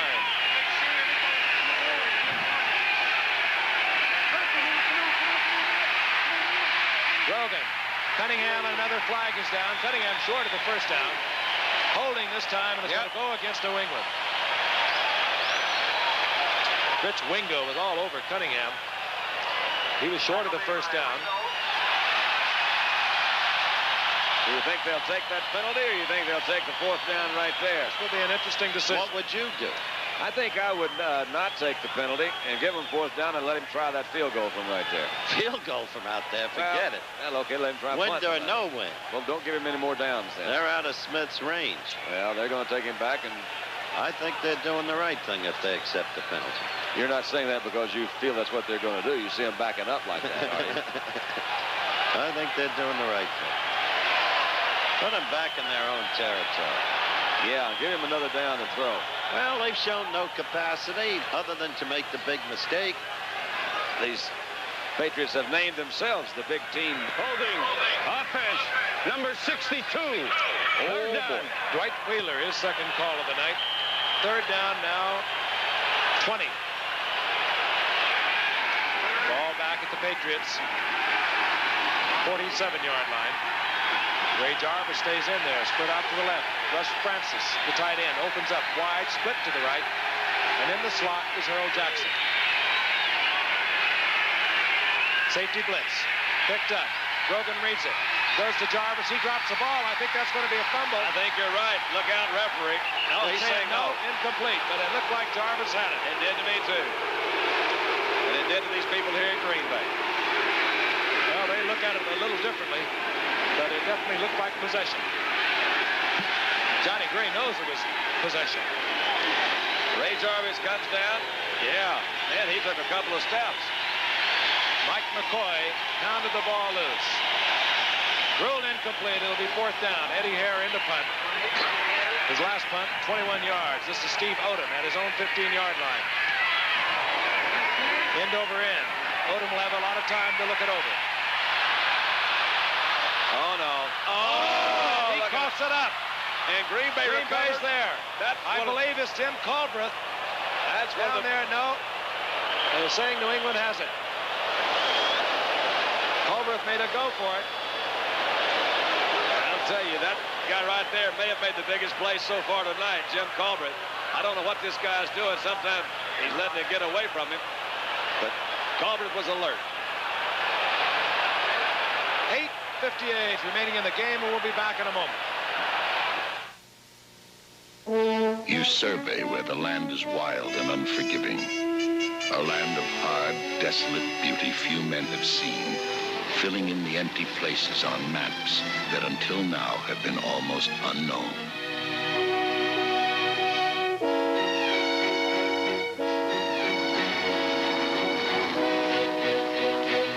But when the sun retreats from the sky, you set your sights for Miller time. Time to head for the best-tasting beer you can find. Miller High Life, America's quality beer since 1855. If you got the time, we've got the beer. Miller tastes too good to hurry through. When it's time to relax, we've got the beer. Miller Beer. Miller Beer. On NCAA college football, one of the biggest rivalries, the Michigan Wolverines battle the Spartans of Michigan State Saturday on ABC. The little ribbons on the goalpost give you an idea of the breeze that is gusting here against the Green Bay Packers. They have the ball at their 2-yard line. 8:58 remaining in the game. They lead the Patriots 27-14. But they know they're in against an explosive ball club in New England. Whitehurst back to pass. Gets rid of it in the direction of Turdell Middleton. He was covered well by Mike Haynes. Surprise you by passing, Don? Well, yeah, a little bit, but not as much as it did New England. They didn't have anybody open. It's not an uncommon play down there, but what they've done, they put a lot of. They says, okay, we're going to lay it all here on the 1st down. They were planning on hitting this thing. Now they got to make 10 yards and 2 downs, or they're going to be punting into the wind. Here comes Barty, rumbling up the middle. 2nd and 10. Barty Smith turns a corner and he gets it. Oh, what a big play. Nothing fancy. I wouldn't have thought he would have picked up anything. Looks like Barty Smith may be a little bit hurt. Well, he's shaken up. I don't think he's hurt. Gets the 1st down. I said early in the game, as you look at Bart Starr, that Smith achieved respectability last year and looks to be on his way to having a very fine year this year. Good block by Kaufman there, the tight end that's out there holding off the linebacker, and that's a nice move by old Tim Fox. Caught it again from old Barty Smith. Barty Smith running right over Tim Fox. He also got a fine block from Middleton. And the Packers get out from the shadow of their own goalpost. The ball at the 14, 1st and 10. Here's Middleton, another big hole. And Middleton, a gain of 3. It'll be 2nd and 7. Again, New England having a tough time tonight. They have lost again. Steve Nelson and Mike Hawkins, 2 linebacking regulars. Julius Adams, who's a long-term good one. But Bart was saying today, we've simply got to have a super effort against this team. Everything's got to go for us. And it has been a super effort with 7:30 to play and counting down. Culbreth stays in, number 31, for Barty Smith.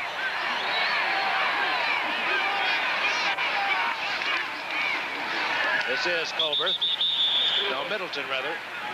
Gets to the 20-yard line. A gain of a couple. It'll be third down and a long 3. Tony McGee in on the stop.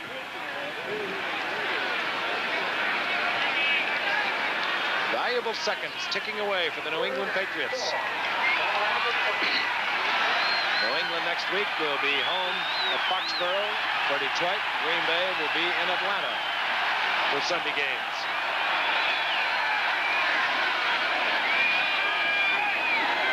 Third and a long 3. Whitehurst under pressure by Julius Adams. Unloads it in the direction of Middleton. And it'll be fourth down. And Green Bay will be punting into a strong wind. David Beverly, who we have discovered is not all that good a passer, comes in to do the punting. Stanley Morgan for New England calculates the win. He moves up to New England's 45-yard line. So New England's going to have good field position.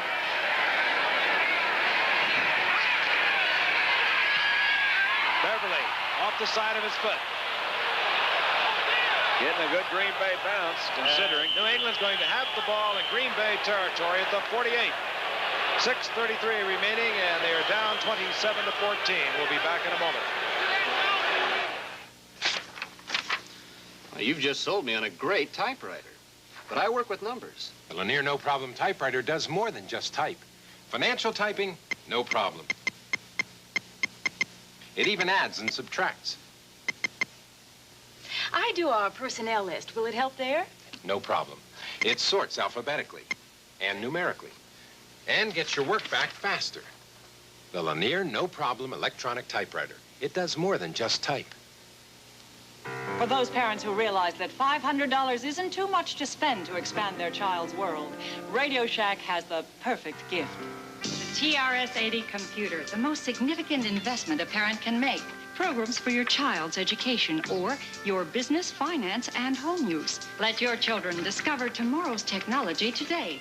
The TRS-80, the biggest name in little computers. Only at Radio Shack, a Tandy company. We found Bob Uecker. Bob live wherever you are and in Green Bay. First and 10, New England. 6:33 remaining in the game. They have the ball at Green Bay's 48-yard line. They have the weapons. They have just not been able to load them and fire them. Well, and Brogan in trouble gets out of it. Hangs one up down towards Earl Jackson, who wisely knocks it away from the defender. He really did. Well, Green Bay is claiming offensive interference, but it's not going to hold. I have seen very few people get it all back in one play. These guys moved that ball well. They're trying to go deep. They've got that one in there. Let's get a shot of Wingo. He's coming back. He's reading this thing. He's going to finally track Grogan down. He says, I'm tired of this stuff. Hold it, fella. Right under that old armpit, right into the ribs. That's a name, as we said, to remember. Wingo. He moves it around well. He's 6'1", but he goes 230 pounds, and he's quick. Second and 10. Grogan, I'd throw to Russ Francis every play.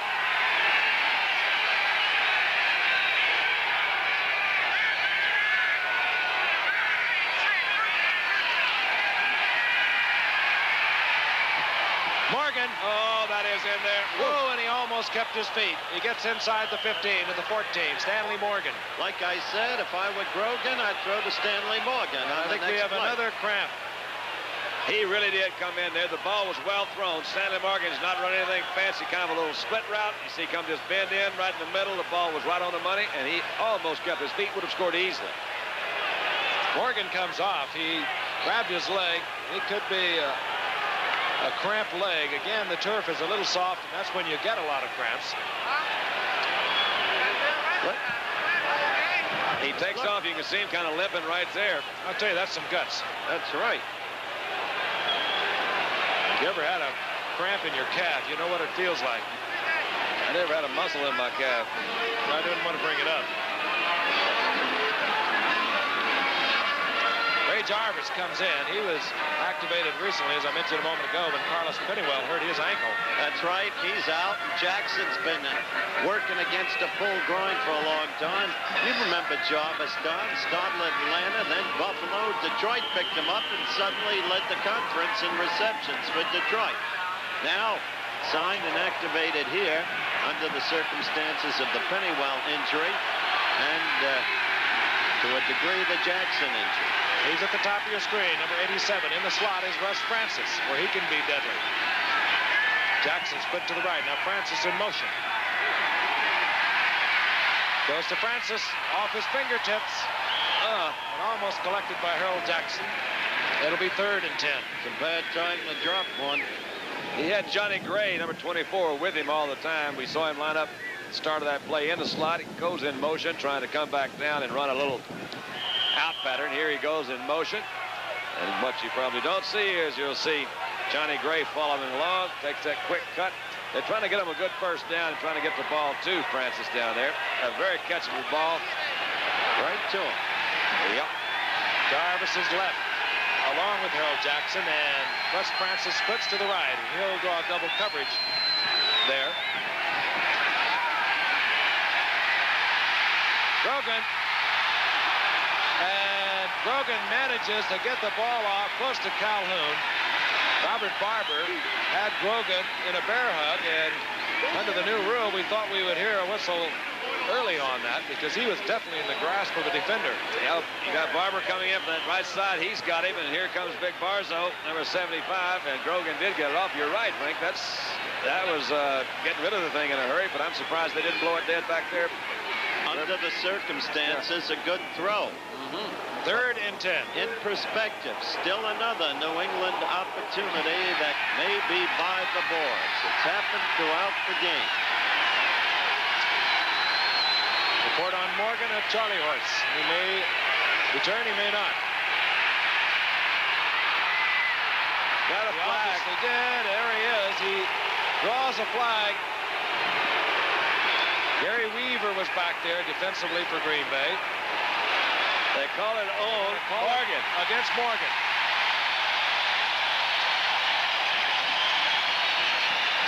5:26 left. All right. Now they got to go on 4th down here. What's the field goal going to do? What do you think? I don't know, but I see a now disheveled coach. A disheveled coach. I don't think he believes what's happened tonight.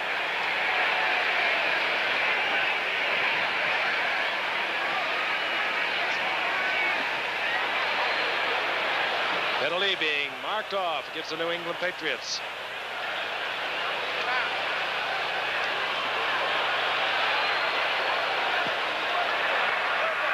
Pass interference. Offense, number 86. 3rd down. Let's watch Morgan. He's in against Estes Hood.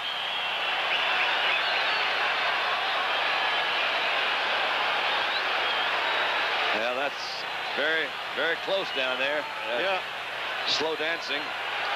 Down remains the same. It'll be 3rd down and 20. Ball at the 23-yard line. Westbrook wide to the left.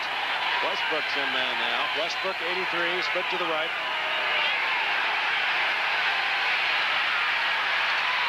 Oh, good. Good defensive play in the end zone. I believe it was Johnny Gray again. I think Mike Douglas knocked it down for number 53. He was back in there, too. Mike Douglas and Johnny Gray both back there defending against Russ Francis. Trying to go to their big gun. Francis had a lot of people back there. You see, didn't have very much of a rush. They got a lot of Green Bay. That's Douglas, 53. He was pretty well covered anyway. Now watch what's done here. Watch what happens to Francis. Douglas hits the ball, and Francis gets hit by another defender, and down he went. And it brings up 4th down. We are getting very close. And New England is going to go on 4th. Field goal would not help. 5:19 remaining in the game. Jackson goes out to the left. He lines up with Mike McCoy. Now he comes in motion. Grogan is sacked. Oh, my God. The 34-yard line. What a Jim Gano was in there, number 51. And so was Wingo, number 50. Rich Wingo. They shot everyone but Bart Starr. And we may be getting a merited song any moment. It's about time. I fell into a burning ring of fire. I went down, down, down, and the flame grew higher. How about that? I changed it on you. And Green Bay gets the football at their own 33-yard line. Grogan's trying to figure it out. Gano, who is really playing tonight because Green Bay has been in trouble with down linemen. He's been the fourth linebacker in Green Bay's improvised 3-4 defense. 5:15 remaining in the game. Colbreth in motion. Handoff. Middleton. Middleton over the 35 to the 37. The flag is down at the line of scrimmage. Okay, Mr. Wingo. We know you now. And it'll be assessed penalty against Green Bay. Well, that's an unhappy young man. His statistics are misleading. 5 sacks tonight. Green Bay came into this game with 6 in the previous 4 games. Here's the call. Motion. Offense. Number 31. First down. Jim Colbreth in there as a setback for Green Bay. Illegally in motion. Before the injury to Ezra Johnson, the key to Bart Starr's defense had been the pass rush, featuring Johnson and Butler. But they've gotten it from so many tonight. First down, 15. Middleton piled up the 30-yard line, but precious seconds ticking away for New England. The play of Luke and Gray.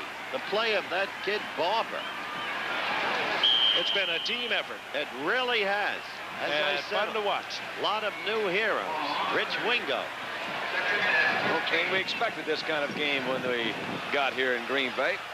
You did? I said we did not. On paper, it didn't look like that it would be very close. As Looked like a classic mismatch. Second down, 13. The ball at the 30-yard line of Green Bay. Reverse. Thompson, the wide receiver. He goes down back at the 23.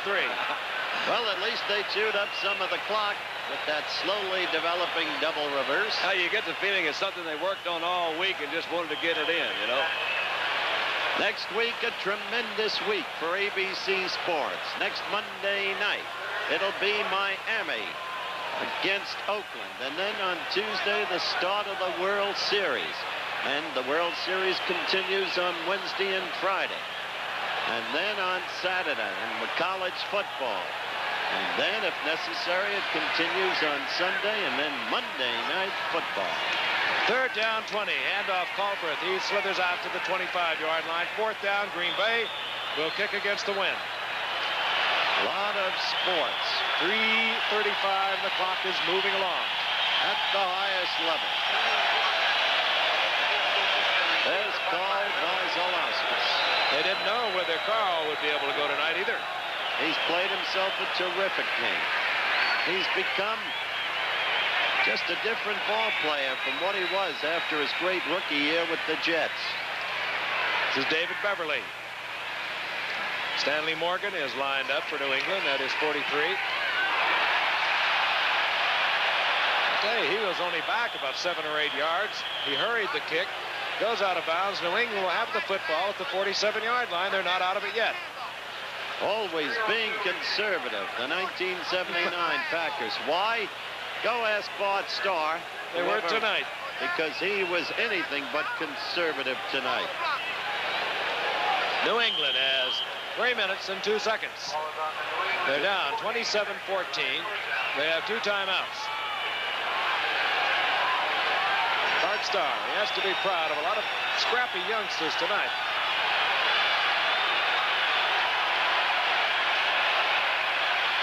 Logan on first down. Sam Cunningham turns upfield, battles for a first down. To the 43-yard line, Jim Gano defensively for Green Bay. And down to 2:45 on the clock now, and still counting. Grogan knows they need a big one. They have to hit from, they're going to have to hit from out here somewhere. if they're going to pull this out. And they've been unable to do so all night.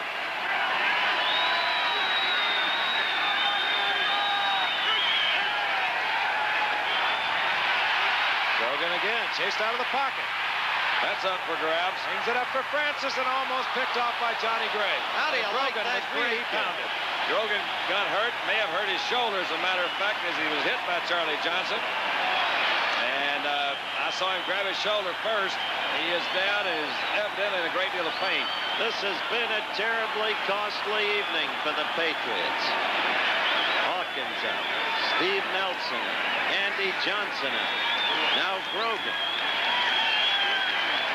Watch the bottom of your screen. You'll see Grogan get hit here on the replay. He never did set in that pocket. Of course, he's got some protection there. He starts his roll, starts his move out. You see Charlie Johnson, 99, slide his block over. He's got a 0 in there on Grogan. He's up in the air, and I believe what we didn't see was that both of them fell on his right shoulder. Tom Owen comes in. Oh, did great Johnny Gray almost picked it off. He timed it perfectly. He's had a super game, Johnny Gray. Just super. The free agent from Fullerton, California. Owen, of course, came to the Patriots with 4 draft picks in exchange for Jim Plunkett to San Francisco. Hasn't seen that much action behind Grogan. Oh, yeah. Oh, and Green Bay turned it over and picked off by Mike Douglas. But again, great pressure, and look at... Oh, don't body Douglas. You want to see a fired-up team? Those kids in the green jerseys have been that way all night from the very beginning. Heavy underdogs coming into this game.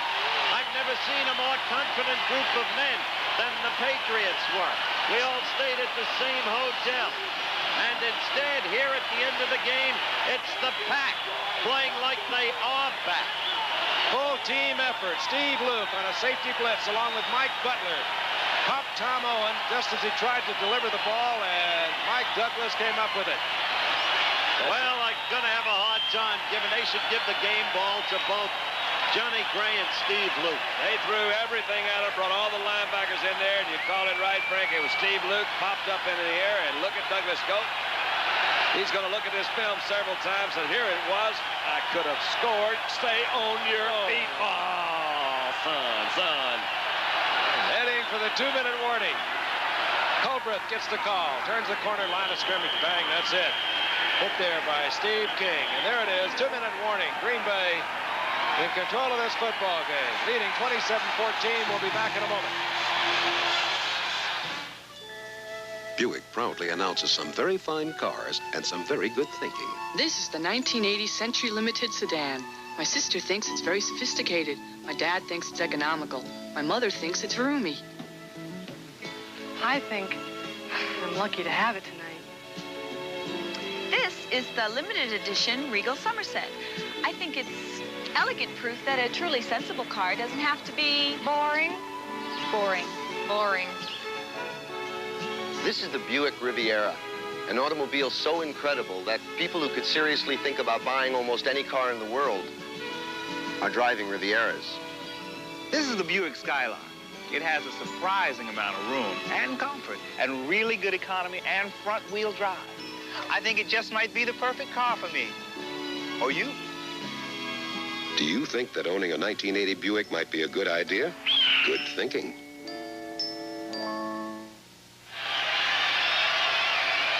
Green Bay came into tonight's game with 6 sacks in the previous 4 games. They've had 5 tonight. And they just forced another turnover by hitting Tom Owen as he was trying to release the ball. So the non-existent pass rush has returned against the New England Patriots. And indeed, they have sacked Grogan tonight. Well, they were right. 2nd and 11.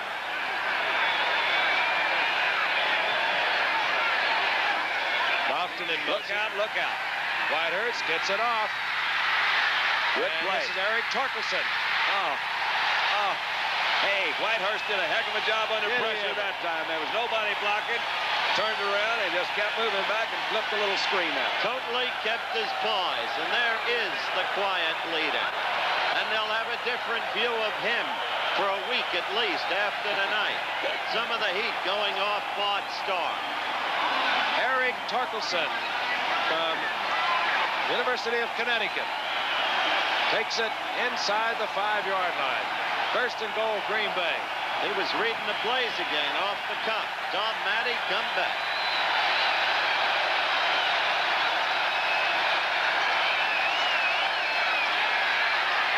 Bootleg. Whitehurst will have to get rid of it, and he does. Oh, they're going to call him They're going to call him for throwing it away. Steve King in there. Ran it all the way. Forced Whitehurst to the sidelines. He threw it away, and they picked it up.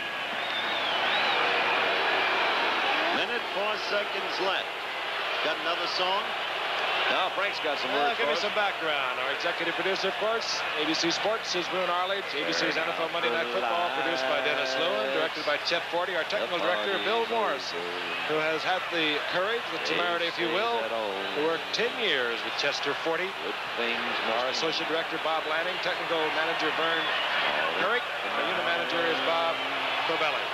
Great group we've been traveling with for these many years, bringing you some beautiful pictures. And the excitement of a team that came on to the field unimpressed with stats, standings, and battled the New England Patriots to a standstill and then took it away from them. And tomorrow starts the same old thing again.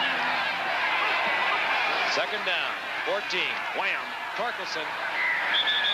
Just hold on to the football is what they're saying in that huddle. Well, it's a topsy-turvy league this year. Yesterday's flow of events, 3 of the unbeatens going down. This upset tonight. Get that camera. Bart Starr will have the happiness that has eluded him thus far as the head coach of the Packers. We'll be back in a moment. The world won't stop when you want to photograph it, but the Olympus OM10 can stop the world. The OM10 is fully automatic. This Olympus tells you when you can shoot and when you can't. You change lenses in seconds with the OM10. Or put on a winder and lock in the action at 3 frames per second. The Olympus OM10 even has a self-timer so you can get in the action instead of just watching it. With Olympus OM10, great shots automatically. It takes time for a young family to provide the dollars they need for their financial protection. But through life insurance, a New York Life agent can instantly assure you those dollars. It'd take a lifetime to build the financial security my family needs. With New York Life Insurance, I can get that protection now. To develop protection takes time, but New York Life gives me the equivalent of years of time. For all of your life, New York Life. That's good. Go forth. Yeah, that's a good one to start off with. Go forth is right, and they have done that tonight, haven't they? Left guard of the Packers, number 57, out of Oklahoma State. Young team. They're not the famous names in the NFL as of yet. They made their mark tonight. No. They're not all there. Horning, Taylor, Kramer, and McGee, and the late Henry Jordan, and Forrest Gregg. They're not like them, but for tonight at least, the Green Bay pride of performance that Mr. Lombardi talked about evidenced itself tonight. Happy days are here again. No, the eyes are clear Colonel again. Middleton. Happy days are here again. Close to the 5-yard line. All right. New England can stop it. They have one timeout if they choose to do so. Listen to the fans now. They're waving those pom-poms now. Cordell Middleton is coming out, and he's getting an ovation. He deserves it. He's holding his left arm, however. Tremendous, tremendous effort. You talk about a guy playing hurt. He did it tonight. Those will be the standings in the AFC East. And again, kudos to Chuck Knox. What a job he's doing with Buffalo. And look how tight the thing is. There's the NFC Central. Tampa Bay, the only unbeaten team in the National Football League. And next next Monday night, resurgent Oakland, which shredded Denver 27-3, will play host to the Miami Dolphins. That's an old rivalry. I think that will really be a good football game. I love to watch the Snake play, and always enjoyed the Miami team, so we got a good one going next Monday. They have played some of the greatest games I have ever seen, including the waffle pass from Stabler to Clarence Davis. Yeah. You remember that one? Which one? The game when Stabler hit yeah. Clarence Davis, and incredibly, they stole the victory and the title from Miami. We're going to do the best we can without you next week. You call them like you see them over in that baseball world, and we'll be kicking off the new Cooper, Fran, and Ollie show in Oakland. Fourth down, Green Bay. New England used their final timeout. And the clock will stop with 22 seconds. That was Torkelson again in the arms of Tim Fox. It's over now. It's over. It's time to call it a day. Quickly, who do you like, California or Baltimore? Cincinnati or Pittsburgh? You talking to me or you talking to Frank? I'm talking to you. Well, I'm waiting for the Dodgers to make a last-minute surge. Is it too late for them? It's a little late for them, but Tommy Lasorda will be back. Who do you like, Howard? There it is, the World Series. 1979 World Series beginning Tuesday, October 9th, live, 8 o'clock Eastern Time here on ABC. Do you like Baltimore, Howard? Howard, Baltimore or California? I think that Baltimore is the best team in baseball. The Birds belong in Baltimore. Cincinnati, Pittsburgh. That's tough. I think that's even Steven. I think Cincinnati has a slight pitching edge, but that Pittsburgh team is a together team. They smack of the 1960 team in their team balance, and they've got more power than they had in 60 when they beat the Yanks in 7 games. I'm glad I asked. Yeah. I don't blame you, Bart. You haven't had easy going. Rogan, incomplete. That's a man with style and class. It'll be 2nd and 10 for New England. There are 17 seconds on the clock. New England cannot stop it. They have no more timeouts.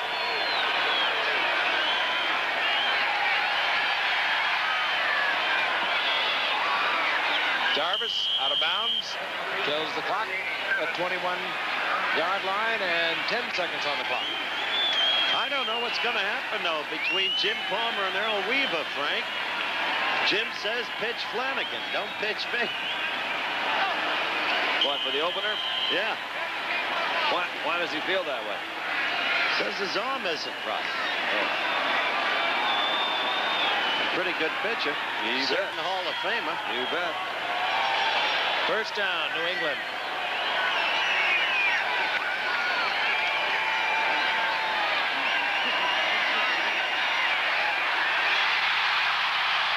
Picked off by Estes Hood. This football game is over. So it ended the way it was all night, with Green Bay opportunistically. 5 interceptions of New England by Green Bay. Bart Starr looking for Ron Earhart. A couple of classy gentlemen there. Well, Bart's really got to be happy, hasn't he? I think the town's happy. Way to go, Bart! Way to go, Bart! Oh, he's run through that tunnel many times. The final score, Green Bay 27, New England 14. Be sure to join us next week for ABC's NFL Monday Night Football. The Miami Dolphins against the Oakland Raiders from the Oakland Alameda County Stadium in Oakland, California. Travel arrangements made through and a promotion will be paid by United Airlines. More people fly United to Hawaii than any other airline. This has been a presentation of the leader, ABC Sports, bringing you exclusive coverage when the world comes to America this February for the 1980 Winter Olympics. Watch ABC News for complete coverage of Pope John Paul II's visit to America. His address to the UN tomorrow at 12 noon Eastern. An ABC News special report Tuesday late night and coverage of his speech from Battery Park, New York, Wednesday. Stay with ABC News for complete coverage of the Pope in America.